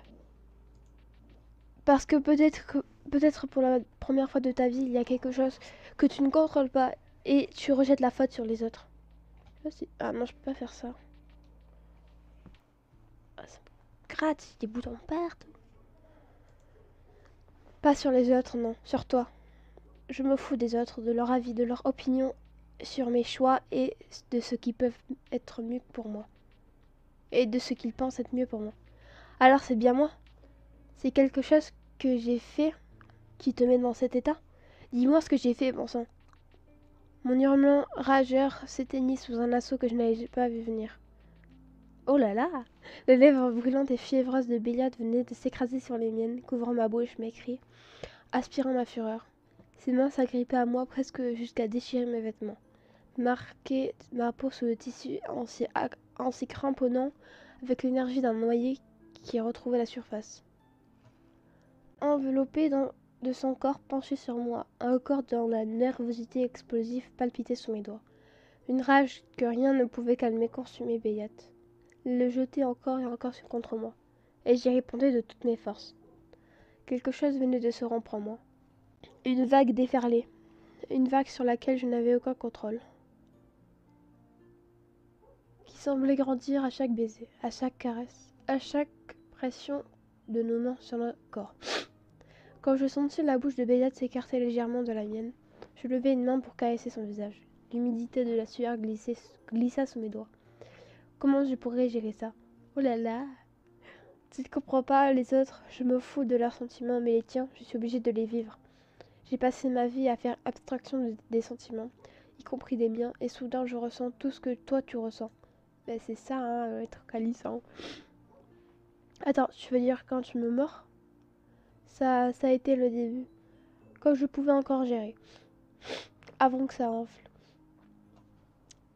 Que ça prenne de la place, que ça me range petit à petit. Que je cherche à les tordre, les détruire, en revenant à ce que j'ai toujours fait. Avant que ça empire en voyant que tu étais là. La boîte, la fille, la dispute que j'avais cru surprendre, le visage fermé de Béliade, sa gestuelle froide. Il l'a rejetée même avant de m'avoir vue. Avant même, je crois, je sais plus ce qu'il a marqué. Il n'avait jamais eu l'intention de la mordre. Ça ne devrait pas arriver. Je ne dois pas... Si je m'engage dans cette voie, Béliade, je ne comprends pas tout ce que tu ressens, tout comme je ne comprends pas tout ce que je ressens. Attends, parce que tu... Évidemment, même si je préférerais que ce soit autrement, pourquoi crois-tu que j'en ai été réduite à aller t'espionner, te chercher, exploser en te voyant avec une autre femme? Je pensais que tu te sentais humiliée et trahie, mais pas forcément qu'il y avait autre chose. Pendant un instant, je crus sentir une hésitation dans la voix de Béliade. Se pourrait-il qu'il soit étonné qu'on puisse avoir des sentiments pour lui? Salut tout le monde, j'espère que vous allez bien, et on continue avec Béliade, c'est parti. Maintenant tu sais. Et au final, cette fille, tu n'as jamais voulu la mordre, c'est ça? Quoi? Comment est-ce que tu... J'étais tellement furieuse que je n'ai pas voulu admettre ce que je voyais. Je ne sais pas ce que tu comptais vraiment faire. Je sais juste que je t'ai vu rejeter cette femme, avant même que tu ne me voies. C'est vrai. J'étais certain qu'en agissant comme d'habitude, ça reviendrait, que j'oublierais. J'avais tort. Tout était fade, terne, écœurant. Et tu as clamé à tout le manoir que tu refusais de boire un autre sang que le mien, en espérant qu'ils tirèrent toutes les conclusions possibles, sauf celle-ci. Je ne peux pas me le permettre. Je préfère entretenir mon image de salopard égoïste et décérébré que dévoiler ça. J'étais troublée de voir Béliat rejeter ses sentiments de manière si catégorique. Mais je savais qu'il n'en parlerait pas plus ce soir, pas en étant si fébrile, pas en étant si affamé. En parlant de ça, je comprends pourquoi tu t'es mis une telle situation maintenant, même si, bon sang, je ne sais pas si te faire souffrir autant pour brouiller les pistes en valait la peine. À mes yeux, oui. Tout le monde, j'espère que vous allez bien et on continue avec Béliat. Qu'est-ce que tu veux dire? Je veux dire que je crois que tu voulais imposer cette exclusivité pour maintenir un lien avec moi, aussi maladroit et délicat soit-il. Parce que c'était plus simple pour cacher tes sentiments. Mais je sais maintenant, tu n'as pas besoin de... Mais je sais maintenant, tu n'as pas besoin de chantage pour ça. Et donc, je crois qu'on ne devrait pas maintenir cette espèce d'obligation d'exclusivité. Si on commence à se sentir obligé, je crois que ça deviendra artificiel, que tu auras encore plus envie d'aller voir ailleurs au bout d'un moment. Tu comprends bien que j'avais tellement envie de ton sang que j'ai failli me laisser crever de faim plutôt que d'aller voir ailleurs. Je sais et je comprends mieux maintenant. Ça me touche davantage que tu ne peux l'imaginer. C'est pour ça que je veux me donner librement à toi, que tu viennes sans aucune contrainte, sans obligation, et qu'on puisse en profiter d'autant plus. Ah, je n'avais pas vu les choses sous cet angle. J'avais besoin d'avoir un lien plus profond avec toi, de pouvoir épancher ce que tu provoquais en moi. Et je voulais te le montrer en étant plus proche, en me fermant une porte. Mais c'est vrai qu'en la gardant ouverte, ce qu'on partage a encore plus de valeur. En attendant, je crois que tu as besoin de te nourrir. Et moi, j'ai envie de te sentir. Ok? Attendez. J'avais murmuré ces mots en me glissant contre Béliat, laissant ma main glisser sur son flanc, sous le tissu de sa chemise. Je sentais les muscles de son corps tendus à se briser, et cette fièvre qui l'animait me donnait envie de la partager. J'entendis Béliat déglutir. Sa langue émit un léger claquement en passant sur ses lèvres. À quel moment? Salut tout le monde, j'espère que vous allez bien. Et on continue avec Béliat. On a 5000, donc là on a de quoi faire. Une excitation enflait en moi jusqu'à se glisser dans chacun de mes membres, diffusant sa chaleur. Le souffle de Béliat s'était fait plus rauque. Nos gestes étaient plus lents, nos mains plus aventureuses. Ne devrais pas me dire ce genre de choses, pas dans l'état dans lequel je suis. Pas avec les images que j'ai en tête depuis des jours. Ouh là là, Béliat, c'est dis donc. Ah oui, des images. Mon index se crocheta le passant de son pantalon, le tirant pour rapprocher Béliat de moi. Nos hanches se pressèrent, glissèrent en harmonie, comme un mouvement que nous aurions déjà eu de nombreuses fois. Des images que tu aimerais faire partager. Ah là là là là. Plus que tu n'imagines, plus que je ne devrais d'ailleurs. Ça tombe bien alors, parce que je crois que j'ai eu les mêmes. Bah oui, il n'y avait pas besoin d'en dire plus. Nos sangs s'étaient affamés et nous brûlaient depuis plus longtemps que nous aurions bien voulu l'admettre. Les gars, il faut arrêter avec les détails comme ça là. Un cri libérateur jaillit de ma gorge quand les crocs de Béliat s'enfoncèrent sans plus attendre dans ma gorge. Un gémissement lourd m'échappa quand il me souleva dans ses bras et m'emmena jusqu'au lit défait.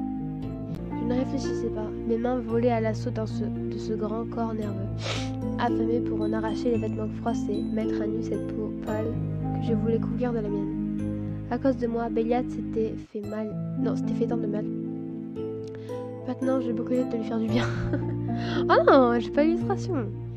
Un bien dont j'avais tant envie que lorsque Béliat manqua de déchirer ma robe en me l'arrachant, ce fut un rire qui résonna dans la chambre. Sa passion m'embrasait, car je savais que si la faim la décuplait, sa source était bien plus profonde que l'envie du sang. Ouh là là, Béliat, il a des petites tablettes de chocolat. Bon sang, tu es exquise. Allez, toujours plus. Du bout des doigts, Béliat orienta le sang qui coula de mon cou, commença à tracer des sillons sur mon corps dévoilé. Il s'est cru pour un artiste. Les traits humides redessinèrent la ligne de mes clavicules. L'arrondi de mes seins en effleurant... en effleurèrent. Ah oui, les poings dressés contre les pommes qui les englobaient.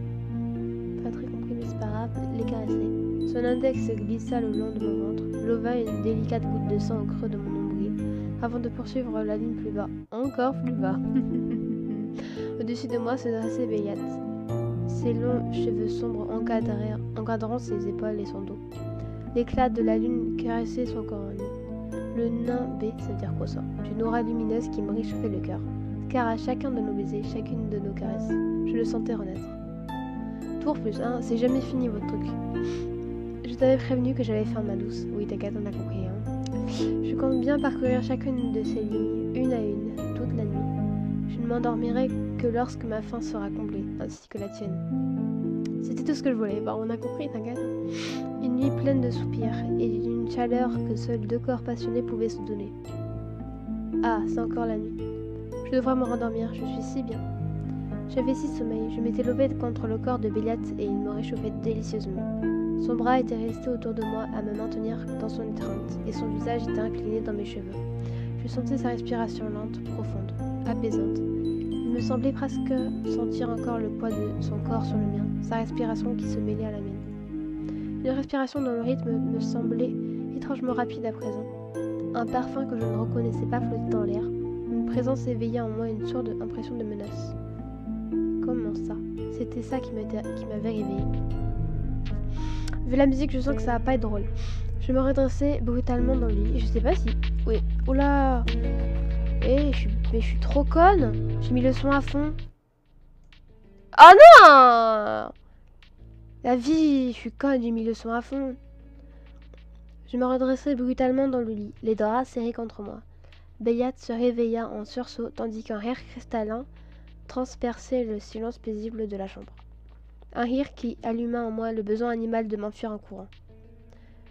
Ah, qui c'est, tiens. Moi, je sais qui c'est, je pense que c'est la fille. C'est pas une démon. Je sais pas.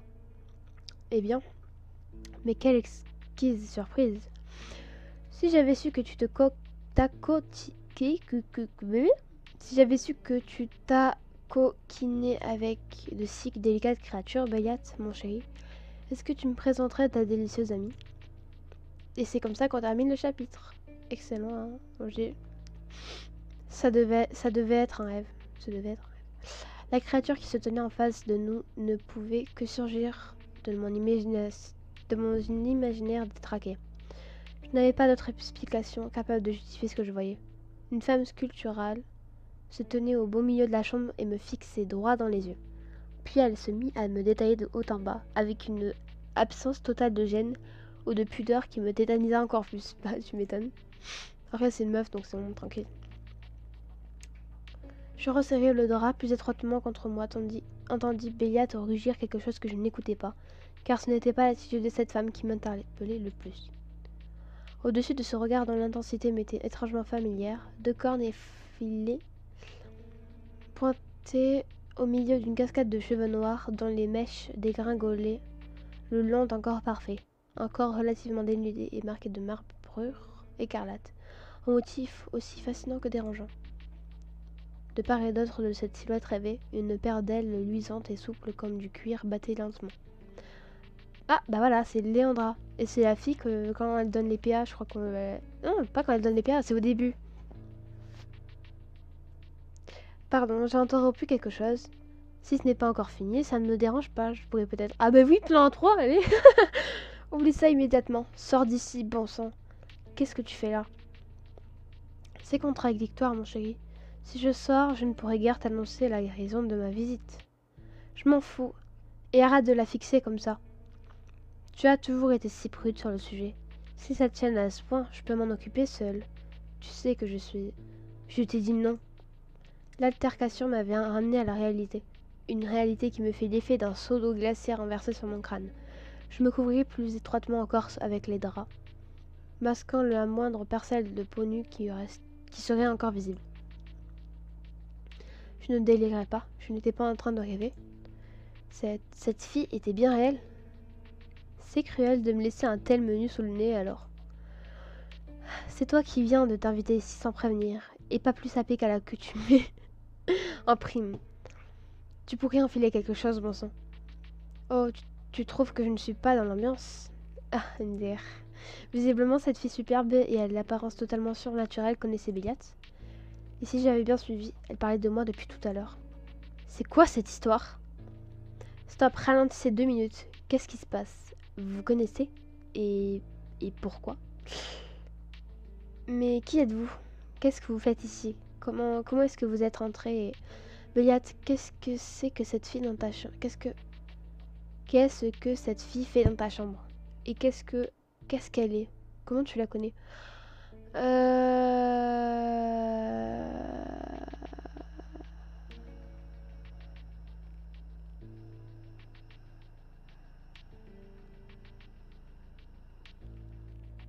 Ouais. Ma voix mourut dans ma gorge quand le regard de la femme se posa de nouveau sur moi. Je compris ce qui me dérangeait. Le vert de ses yeux était si intense qu'il semblait presque surnaturel. Je voulais parler de son apparence, de ce qu'elle était, mais par où commencer? Cette fille est un vampire? Un vampire? Oh, Amadou, je suis tellement plus que ça. Si tu ne savais rien de mon existence, alors sache qu'il y a tout un monde de possibilités qui t'est caché. Et je lui souhaite bien de ne jamais y mettre les pieds. Voyons, Béliat, mon cœur. Je t'ai connu plus chaleureux lors de nos retrouvailles passées. Tu ne t'es surtout jamais pointé dans mon intimité de cette manière, à croire que tu l'as fait exprès. Béliat? Un malaise croissant s'emparait de moi, m'a séché la bouche. J'étais toujours nue dans ce lit, avec Béliat à côté de moi, après une nuit incroyable. Une nuit qui prenait un tournant que je ne comprenais pas et qui commençait à franchement m'effrayer. Béliat, sérieusement, c'est qui? Pourquoi elle est là? Elle va partir, immédiatement. Alors que Béliat la repoussait vigoureusement les draps pour sortir du lit et enfilait pantalon et chemise, je surpris de nouveau l'air mutin de la femme et son regard sur moi. Elle se passa brièvement la langue sur les lèvres. D'accord, dis-le, hein, si t'as envie. Hein. Elle m'adressa un large sourire. Je me tassai encore plus, juste au moment où Béliat la saisit par le bras. Fous le camp, c'est la dernière fois que je te le dis. Je ne sais pas ce que tu fais ici, mais on en parlera plus tard. Et je t'interdis de t'approcher des autres. Oh, tu dis ça à chaque fois. Tu es un tel rabat-joie. Je ne peux pas toucher à la petite biche. Je ne peux pas tourner autour du grand lot, ni du bel aristocrate. Tu touches pas mon Vlad. Qu'est-ce qu'il me reste? Les petits ratichons et l'aveugle. Pitié. Oh putain. Tu peux toujours retourner d'où tu viens pour qu'on s'occupe de ce que tu es. De ce que tu es si avide d'exhiber. Mais tu laisses mes amis, et surtout tu la laisses elle. Une flamme qui ne m'inspirait rien de bon s'alluma soudain dans les yeux de la fille. Jalouse. Je détournai les yeux quand son regard revint sur moi. Oh, vraiment. Elle est là, dans ton lit, dans ton intimité. Personne ne doit la toucher. Je vois. C'est mon calice. Tu vois quelque chose à redire à la façon dont je gère la situation? Son calice? Qu'est-ce que ça venait faire là? Vraiment, voilà qui est intéressant. Elle a l'air d'être ta source de nourriture à plusieurs niveaux alors. MDR. Et si vous partagez des sensations, que tu peux en faire ce que tu veux. Oh chérie, ça devient tellement intéressant qu'il va falloir que tu m'en dises beaucoup plus que ça. Au cas où ça vous aurait échappé, je suis là. Je ne suis pas un accessoire à votre disposition. Même si vous avez l'air de penser le contraire. Et Béliat ne vous laissera pas faire de toute manière. Non, on s'en fout. Béliat, tu peux la faire sortir s'il te plaît, je crois qu'il faut qu'on parle. Elle espère que je ne sorte pas de mes gonds et que je me donne un spectacle. Elle peut toujours espérer, je ne lui ferai pas ce plaisir. Ce regard à la fois furieux et intense. Je commence à lui trouver un certain charme, tu sais. Au-delà de ce joli petit corps que je devine sous les draps. Ok, d'accord. Dommage pour toi, tu n'en verras pas plus. D'accord, je vais y aller, inutile de me jeter dehors, Béliat. Je passerai te voir quand tu seras plus au calme. N'y compte pas, c'est moi qui te dirai quand et où. Et en attendant, tu te débarrasses le plancher. Oh, tu sais bien qu'aucun homme ne m'a jamais dicté ma conduite, même pas toi, et ce n'est pas aujourd'hui que ça va commencer. On se verra plus tard, joli cœur. Je vis la femme se pencher et plaquer un baiser sur la joue de Béliat. Un baiser qui, il me semble, dura un peu trop longtemps pour un simple témoignage d'amitié. Mes yeux ne pouvaient se détacher de ses cornes, ses ailes, ses marques sur sa peau. Quand elle se recula et ouvrit enfin la porte pour s'en aller, elle m'adressa un clin d'œil. Appuyée, sa main traînant sur le bras de Billette. On se reverra aussi, ma petite biche. Ne t'en fais pas. Je suis impatiente de te recroiser. Pas moi. Et sur ce rire cristallin qui m'avait réveillé en sursaut et me causait un indicible malaise, la porte claqua. Nous étions seuls dans la chambre de Billette. Je craignais un silence pesant, mais Billette se retourna aussitôt vers moi. À ma surprise, son expression n'était pas embarrassée ou tendue, comme je m'y attendais. Il était très sombre. Je suis désolée pour ce qui vient de se passer, et pour ce que je vais devoir te dire maintenant. Comment ça? Qu'est-ce qui se passe, Billette? Cette femme, il va falloir que je te demande de me faire confiance à son sujet. Parce que je ne peux pas te révéler son nom, ou qui elle est, en tout cas pas pour le moment. C'est une blague? Quoi? Et il pense s'en tirer si facilement? Mais pourquoi? Oui, pas pour le moment. C'est souvent un code pour un plus jamais. J'ai au moins le droit de savoir qui est cette femme. Pourquoi est-ce que tu ne veux pas me parler d'elle si tu n'as rien à cacher? Parce que c'est un sujet extrêmement délicat où je ne suis pas le seul impliqué. Et qu'il me faut davantage d'informations avant de savoir si je dois te mettre au courant. J'aurais préféré qu'on se réveille très différemment. J'aurais aimé, après une nuit pareille, après ce que tu m'as dit et ce que tu m'as donné, pouvoir m'occuper de toi comme tu le mérites. Billette. Et je compte bien le faire, tout comme j'ai la ferme intention de te protéger. Et pour l'instant, ça passe par ce que je viens de te demander. Même si ça doit te sembler particulièrement injuste. En effet, j'ai du mal à comprendre. Je ne peux rien te dire de plus pour le moment. Je suis vraiment désolée. Désolée. Un mot qui ne revenait pas souvent dans la bouche de Billette. Il devait y avoir quelque chose d'important avec cette femme. Quelque chose qu'on ne m'expliquerait pas pour l'heure, malheureusement. Même s'il y avait au moins une réponse que je comptais bien avoir. Très bien. Tu ne sais pas à quel point ça me coûte, mais je n'insisterai pas. Cependant, il va quand même falloir que tu m'expliques quelque chose. Anaïs? Oui? Ah non, Anaïs. S'il te plaît, laisse-moi aller jusqu'au bout. C'est à propos de ce qu'elle est. Tu dois au moins m'expliquer ça. J'ai découvert l'existence des vampires et j'ai cru comprendre qu'il existait d'autres races surnaturelles. Soit. Mais ça, elle avait des cornes, des ailes et des marques sur le corps. Ah, alors tu sais que nous ne sommes pas les seules créatures à nous partager la nuit. Oui, et elle en est forcément une, elle aussi. Mais elle a l'air plus qu'un vampire. Elle a l'air démoniaque. C'est sûr. Le mot m'avait traversé l'esprit à l'instant et leva enfin le voile sur ce que je ressentais depuis que je l'avais vue. Elle avait l'air démoniaque, et j'avais peur de comprendre que ce n'était pas qu'une formule. Elle est d'une autre race et elle est dangereuse. C'est tout ce que je peux te dire pour l'instant. Billette, je ne suis pas idiote non plus, même si je n'ai pas encore tout à fait l'habitude du surnaturel. Non, il n'en dira pas plus, même si je lui partage mes doutes, c'est peine perdue. Des cornes, des ailes de cuir, des marbrures enflammées. Billette, ça ressemble quand même beaucoup aux descriptions et aux images de démons qu'on trouve dans les livres. Mais est-ce que j'ai une tête de Dracula, à porter une cape doublée de velours? C'est plus Vladimir. Sauf à me laisser pousser des ongles de sorcière gorgeuse. Ça non, c'est pas vrai. Tu devrais te méfier de ce que tu dis. Ça ne me plaît quand même pas. Il y a déjà assez de mystère dans ce manoir. Je suis d'accord, et c'est sans compter un vampire inconnu qui traîne dans le secteur. Mais on va résoudre ça. Bayat revint s'asseoir dans le lit, m'attrapa la main pour la serrer dans la sienne. Ses yeux verts retrouvèrent les miens alors qu'il levait ma main, dépliant mes doigts pour en embrasser la paume. Les gestes étaient bien plus doux que ce à quoi il m'avait habitué. Les choses vont changer. Ça va être sans doute un peu compliqué au début. Pour moi, c'est très perturbant. Je dois m'y habituer. Exactement ce que toute fille rêve d'entendre après avoir passé une première nuit avec un homme. Je sais pas. J'ai eu peur qu'il prenne mal ma remarque, qui était plus taquine que vraiment cynique. Mais à mon soulagement, un rire s'échappa de sa gorge. Ça faisait longtemps que je ne l'avais pas entendu. C'est fou, non? Des siècles d'expérience à séduire les femmes, et la seule dont j'aimerais m'occuper correctement, je n'arrive pas à lui parler. Tu es donc un très très vieux don du géant.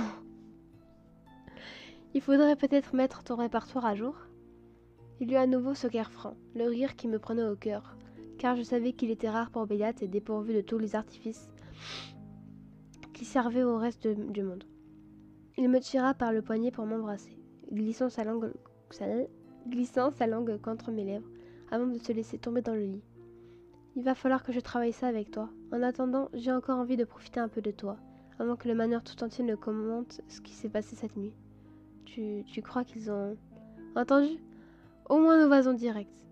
Et 6 mecs dans une maison, c'est un véritable vivier de commère. Mais ça ira. Je ne les laisserai pas spéculer sur ce qu'il y a entre nous. Dors tranquille. Il déposa un baiser contre ma tempe alors que je me glissais contre lui et qu'il renfermait les draps sur nous. Quelques instants plus tard, il dormait déjà profondément. C'est impressionnant. Je me demande si c'est comme ça à chaque fois. Et je ferais de dormir aussi. Mais l'ambiance avait beau s'être détendue, et mon cœur s'être calmé en voyant l'affection que me témoignait désormais Béliate, mon esprit, lui, n'était pas tranquille. La femme me tourmentait toujours, peu importe ce qu'il m'avait dit. J'hésitais sur ce que je devais faire à présent. Je devrais peut-être demander aux autres. Apparemment, elle les a déjà rencontrés, si Béliate lui interdit de les séduire. Mais est-ce que ça ne serait pas trahir sa confiance? Génial, encore un dilemme fantastique. Avancer dans le noir total en attendant qu'elle revienne, me mettre une main aux fesses. Ou pire, tenter d'apprendre où je mets les pieds et trahir une confiance que j'essaye de construire. C'est sans fin. Il n'y avait qu'à espérer que la nuit me porte conseil. Les jours suivants s'étaient écoulés dans un calme qui m'avait surprise. Mes colocataires n'avaient pas semblé avoir remarqué le passage de la femme aux allures démoniaques. Du reste, personne, ou presque, ne m'avait fait de remarques sur la nuit que j'avais passée avec Béliate. Et moins encore sur la nouvelle nature de nos relations. J'ignorais ce que Béliate leur avait dit, et je ne savais pas non plus si cette indifférence générale me plaisait ou m'inquiétait. Y avait-il une raison qui m'échappait et qui justifiait leur silence? C'est tout juste si Ethan m'avait fait un clin d'œil entendu en me félicitant d'avoir résolu le problème avec Béliate. Bâtard de merde, va. Avant que ce ne fût la traque du vampire meurtrier qui préoccupait tous les esprits, y compris le mien. 4 jours après, j'en parlais en compagnie d'Ethan et Aaron, profitant du jardin resplendissant sous la lumière de la lune. Mes comparses, eux, ne décoloraient pas. Oh, attendez, je suis soufflé. 3 jours à se traîner dans les bois pour même pas un foutu indice. Il vole ou quoi? Comment il peut disparaître comme ça après la boucherie qu'il a causée? C'est vrai que cette absence de sang est surprenante. La piste aurait dû être facile à suivre et pourtant elle s'arrête net à peine sortie de la ville. Et vous n'avez pas une idée de comment il aurait pu faire? Vous n'avez pas déjà vu ça avant? Et alors, vous pensez qu'il y aurait encore une chance? Qu'est-ce que vous comptez faire? Ouais. C'est pas parce que ce salopard arrive à nous échapper que pour le moment qu'on va laisser tomber. On l'aura à l'usure. Il aura forcément besoin de se nourrir à nouveau. Et alors, on sera là. En tout cas, ça se présente mal. Pour nous perdre, moi et Aaron, il faut être un sacré pisteur ou un vieux routard. Et on connaît vraiment bien le terrain. Il est très fort. Plus fort que 6 vampires réunis au même endroit? Peut-être pas. Mais les anciens vampires sont des créatures particulières. Ils sont très puissants. Tu en as déjà rencontré? Bien sûr. À l'époque où j'ai perdu mon humanité. Il y en avait eu bien plus qu'aujourd'hui. Les vieux vampires se livraient des guerres sans merci pour dominer les autres. Aujourd'hui, la plupart sont morts. Et il ne reste que les vieux fous, les seigneurs de guerre assez puissants pour avoir échappé à toutes les cabales. Dans un cas comme dans l'autre, on n'est pas sorti de l'auberge. J'avais amené une tasse de thé, que je faisais tourner entre mes doigts, assise sur un banc. Des liens se faisaient, des questions se formulaient. Est-ce que ça pourrait être une telle coïncidence? Un meurtre? Et à peine quelques jours plus tard, cette fille? Ou alors je deviens paranoïaque, jalouse même? Ça va, Anaïs? Tu fixes ta tasse comme si tu voulais te noyer dedans. On comprendra cela dit. Faut vraiment être une gonzesse pour trouver goûteux de l'eau chaude avec de l'herbe dedans. Aïe aïe aïe, je peux faire un effort pour me saouler. Mais avec ce truc, y a même pas d'amusement en perspective. C'est que... En fait, je me demandais si c'était forcément un homme. On est sur cette piste depuis le début, mais qu'est-ce qui empêcherait une femme vampire d'avoir commis le meurtre? Je pensais à ce que vous disiez sur les anciens vampires. Vu leur expérience, ils devraient être en mesure de se contrôler, non? Or là, ça commence à prendre des allures de boucherie. Tout dépend de ses véritables intentions. Peut-être que c'est nous qui cherchons à provoquer.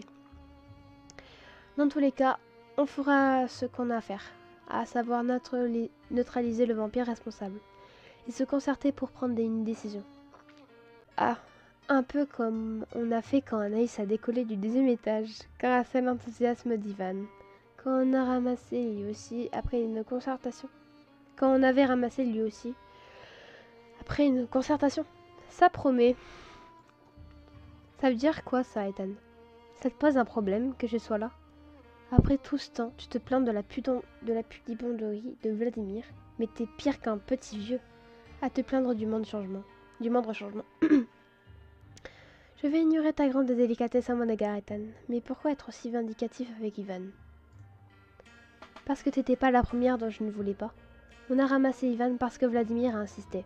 On devait comprendre. Selon lui, on aurait aimé qu'on nous traite comme ça, aussi.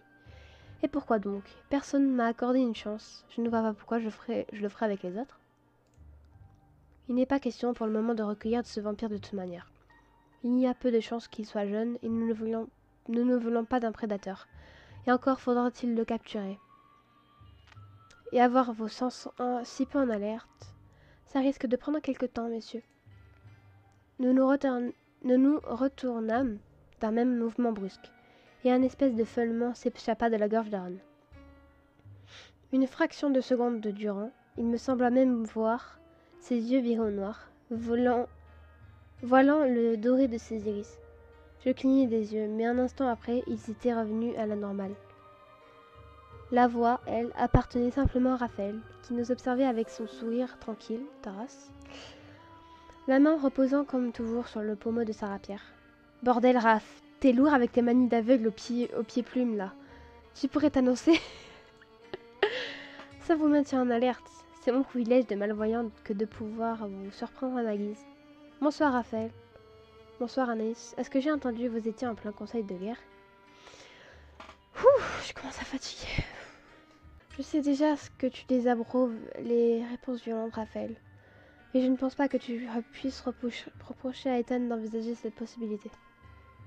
Ouais, je suis essoufflée de fou. Nous pourrons toujours en reparler plus tard. Je ne suis pas là pour ça pour le moment.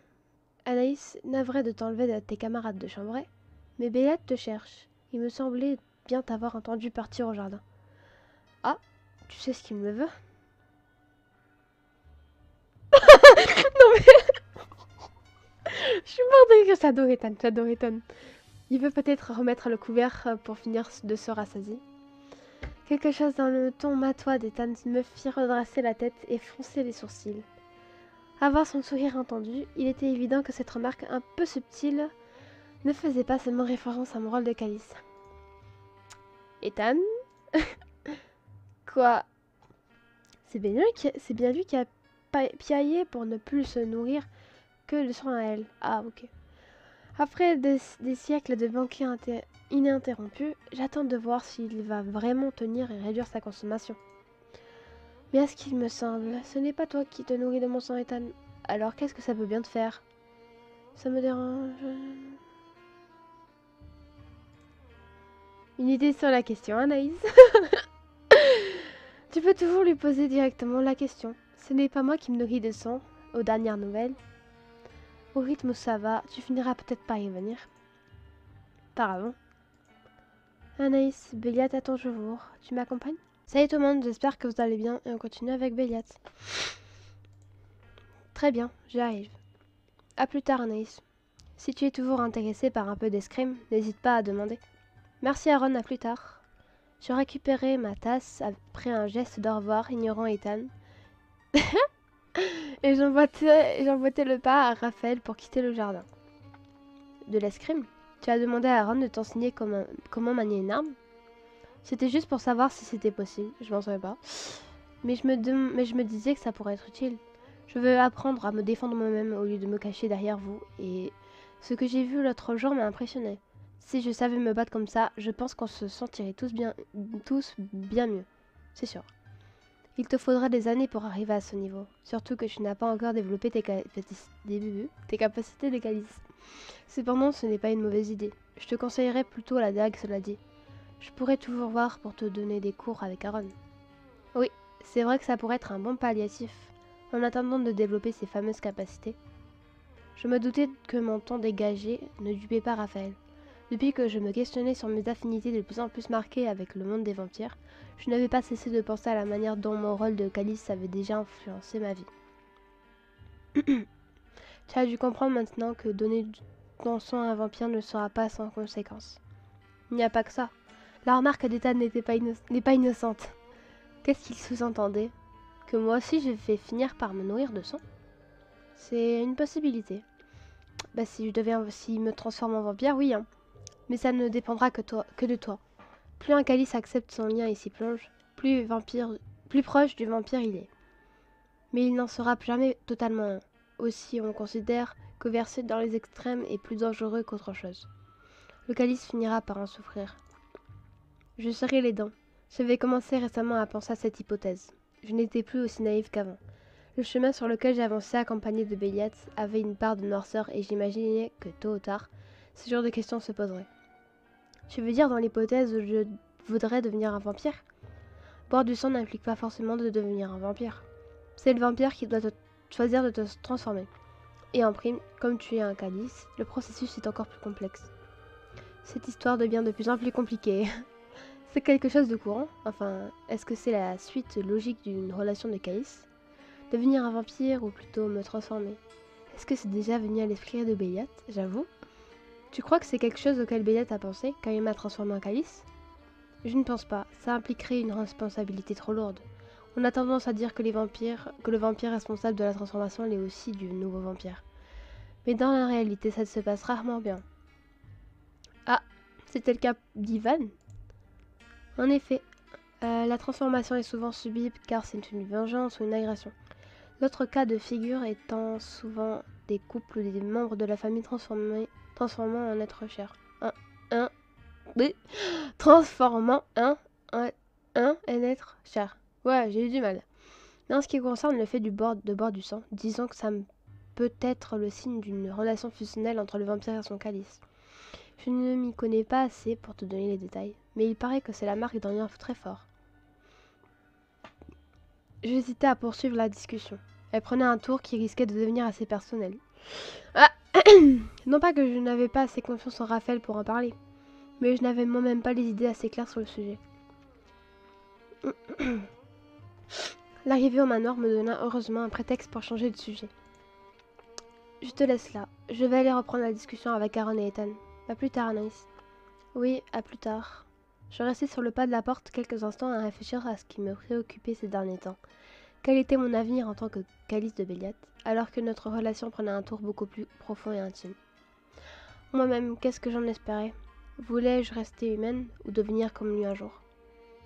Ça dépend si tu veux vivre à ses côtés, oui, parce que calice, tu peux mourir quand même. T'es pas totalement immortel, hein, enfin, même pas du tout même. Ce n'est pas franchement l'objectif de carrière que j'envisageais. Ah, peu importe pour le moment. Allons voir ce que me veut Béliat.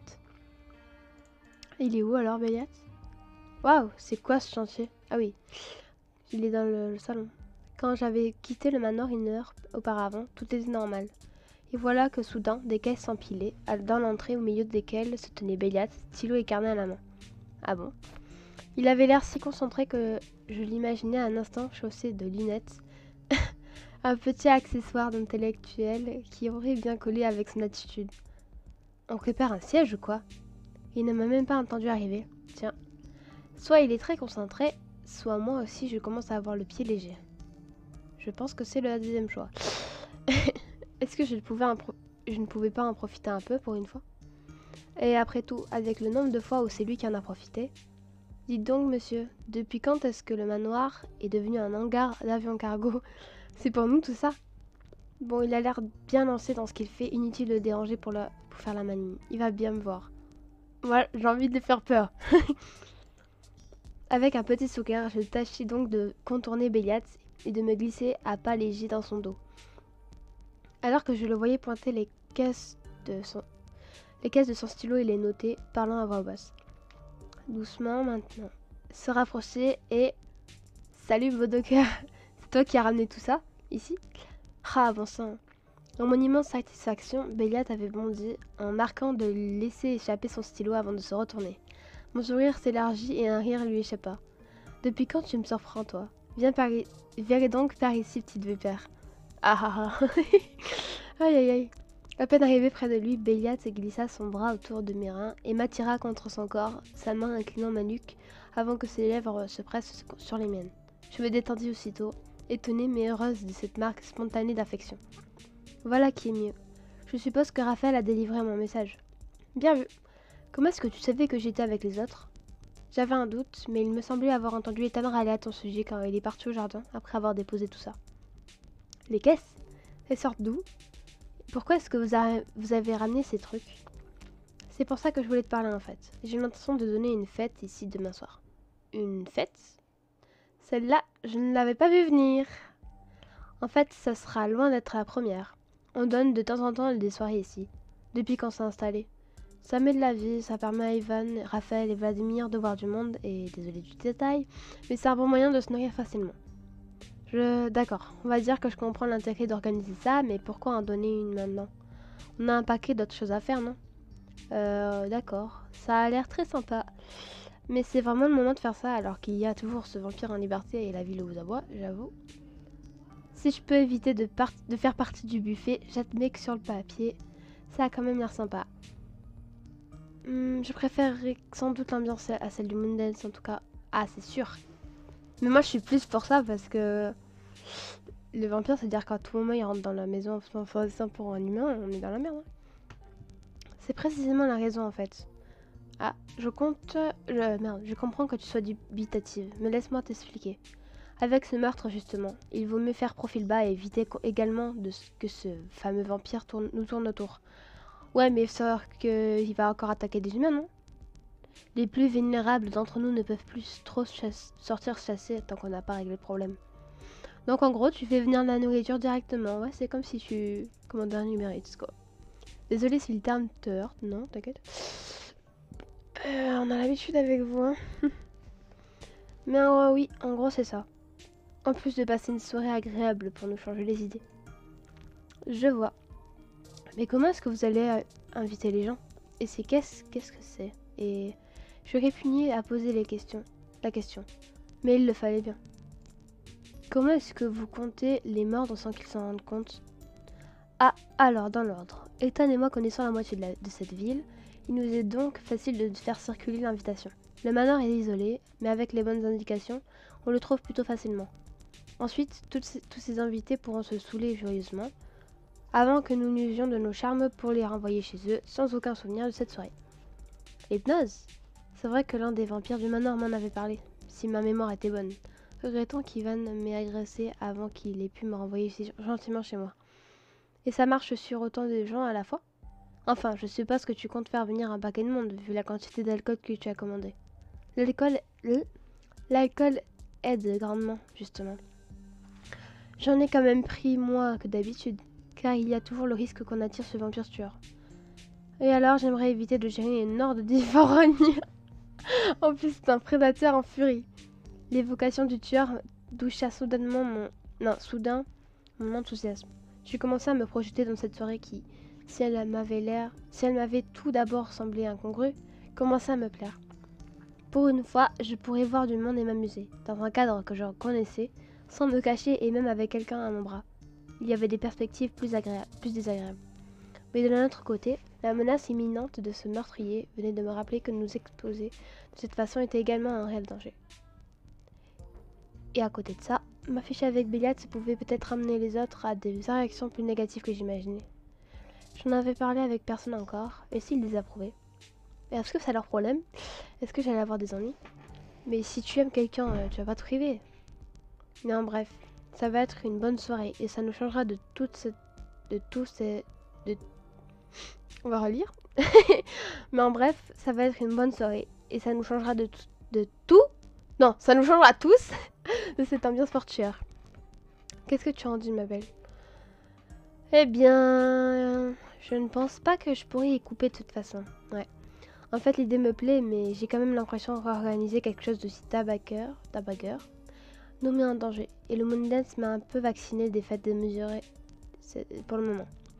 C'est clair, de toute manière, c'est trop tard, et Béliat sait mieux que moi ce qu'il fait. Il est loin d'être inconscient. Contrairement à ce que je pensais jusqu'à récemment, je peux lui faire confiance et envisager cette soirée sereinement. Moi, je pense ça. Maintenant que c'est lancé, on ne va pas revenir dessus. Et je suppose que je n'ai pas mon mot à dire. Non que ce soit un reproche, hein. Tu sais mieux que moi comment gérer tout ça. C'est à cause de ce que j'ai dit sur notre ami en cavale. Tu as peur que ça l'attire? Pas toi? Je ne peux pas m'empêcher de me dire qu'une telle concentration d'humains, loin de la ville avec d'autres vampires pour cacher son crime, si vous mordez d'autres personnes, ça n'arrivera pas. Si c'est ça qui t'inquiète, nous avons déjà pensé à cette option. J'ai chargé Aaron et Ethan de patrouiller autour du manoir toute la nuit en se relayant régulièrement. Ils ne sont pas ravis, forcément, mais ce sont nos meilleurs trackers. Ils sauront se défendre. Ah, je vois. J'aurais pu y penser. Si ça ne t'enthousiasme pas plus que ça, je vais devoir redoubler d'efforts alors. Parce que ça ne me déplaît pas de profiter d'une nuit entière à te faire danser. Sérieusement? Enfin, moi aussi ça me plairait bien, tu sais. Mais je ne pensais pas que tu voudrais t'afficher comme ça avec moi. Danser, ce n'est pas ça qui me dérange, mais tu ne crains pas les réactions des autres? Me faire danser moi? Mais avec toutes les autres filles, il n'y aura pas que moi, je suppose. Ah, ça, je le dis haut et fort. Pourquoi? Parce que j'irai forcément voir ailleurs, tu veux dire? Non! Ce que je veux dire, c'est que tu vas forcément être sollicité. Ta grand-mère, toi? Alors, il n'y aura pas que moi, de toute manière. Je draguais ces filles pour tromper mon ennui et me nourrir. Et maintenant, la reine de Saba pourrait se pointer en string. C'est une licorne, je ne détournerai pas les yeux de toi. Oh, c'est mignon. J'ai carquillé les yeux à cette comparaison imagée. La conclusion qui me surprenait, et je ne pus m'empêcher d'étouffer un rire. Mais le sérieux de Béliat me confirma qu'il pensait bien ce qu'il disait. D'accord, je n'ai plus qu'à préparer mes pieds alors, et endurer les regards assassins de la gente ou gante, je sais pas, féminine. C'est vrai que j'aurais préféré un plus petit comité vu la situation, mais on va faire avec. Je te fais confiance pour me faire profiter de la soirée. En tout cas, même si les raisons sont pragmatiques, je te promets qu'on va passer une bonne soirée. Mon sourire s'accentua, malgré ce sentiment d'angoisse qui ne me quittait jamais à l'idée de tomber sur le meurtrier. La perspective d'une nuit de détente me plaisait et l'enthousiasme de Béliat me réchauffait le cœur. Mais alors qu'il me souriait en retour, je me rendis compte que quelque chose n'allait pas. Je n'aurais su dire quoi, mais quelque chose clochait dans la voix de Béliat. J'étais si étroitement serré contre lui que je pouvais sentir qu'il était tendu. Et plus tendu que... putain, j'arrive plus à lire.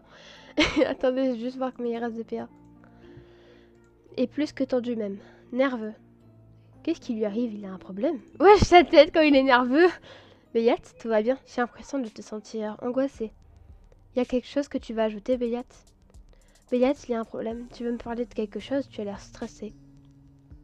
Ouais. Pardon? Je suis pas du tout angoissée. Son ton était bien plus surpris que ce à quoi je m'attendais. Le sentant se crisper encore plus, j'ai passé mes mains dans son dos pour l'apaiser, d'un geste doux et lent. C'est rien, c'est juste une sensation. Mais si tu me dis que ça va, tout va bien. Il n'y a aucun problème, je suis juste un peu fatiguée, c'est tout. Ne t'occupe pas de ça, mais c'est gentil de ne t'inquiéter. J'ai quand même l'impression que quelque chose le tracasse. Il faudra que je fasse attention. Il faut revenir sur un terrain plus neutre. Putain, j'ai du mal à lire ce soir. Béliat, il y a quand même un détail un peu ennuyeux. Quoi donc? Ne me dis pas que tu ne sais pas danser, parce que je me ferai un plaisir de t'apprendre au besoin. D'accord, j'en prends bien note. J'en prends une bonne note. Mais ce n'est pas ça. J'ai peut-être ma valise, mais je n'ai aucune tenue de soirée dedans. Ce n'est rien d'un peu chic.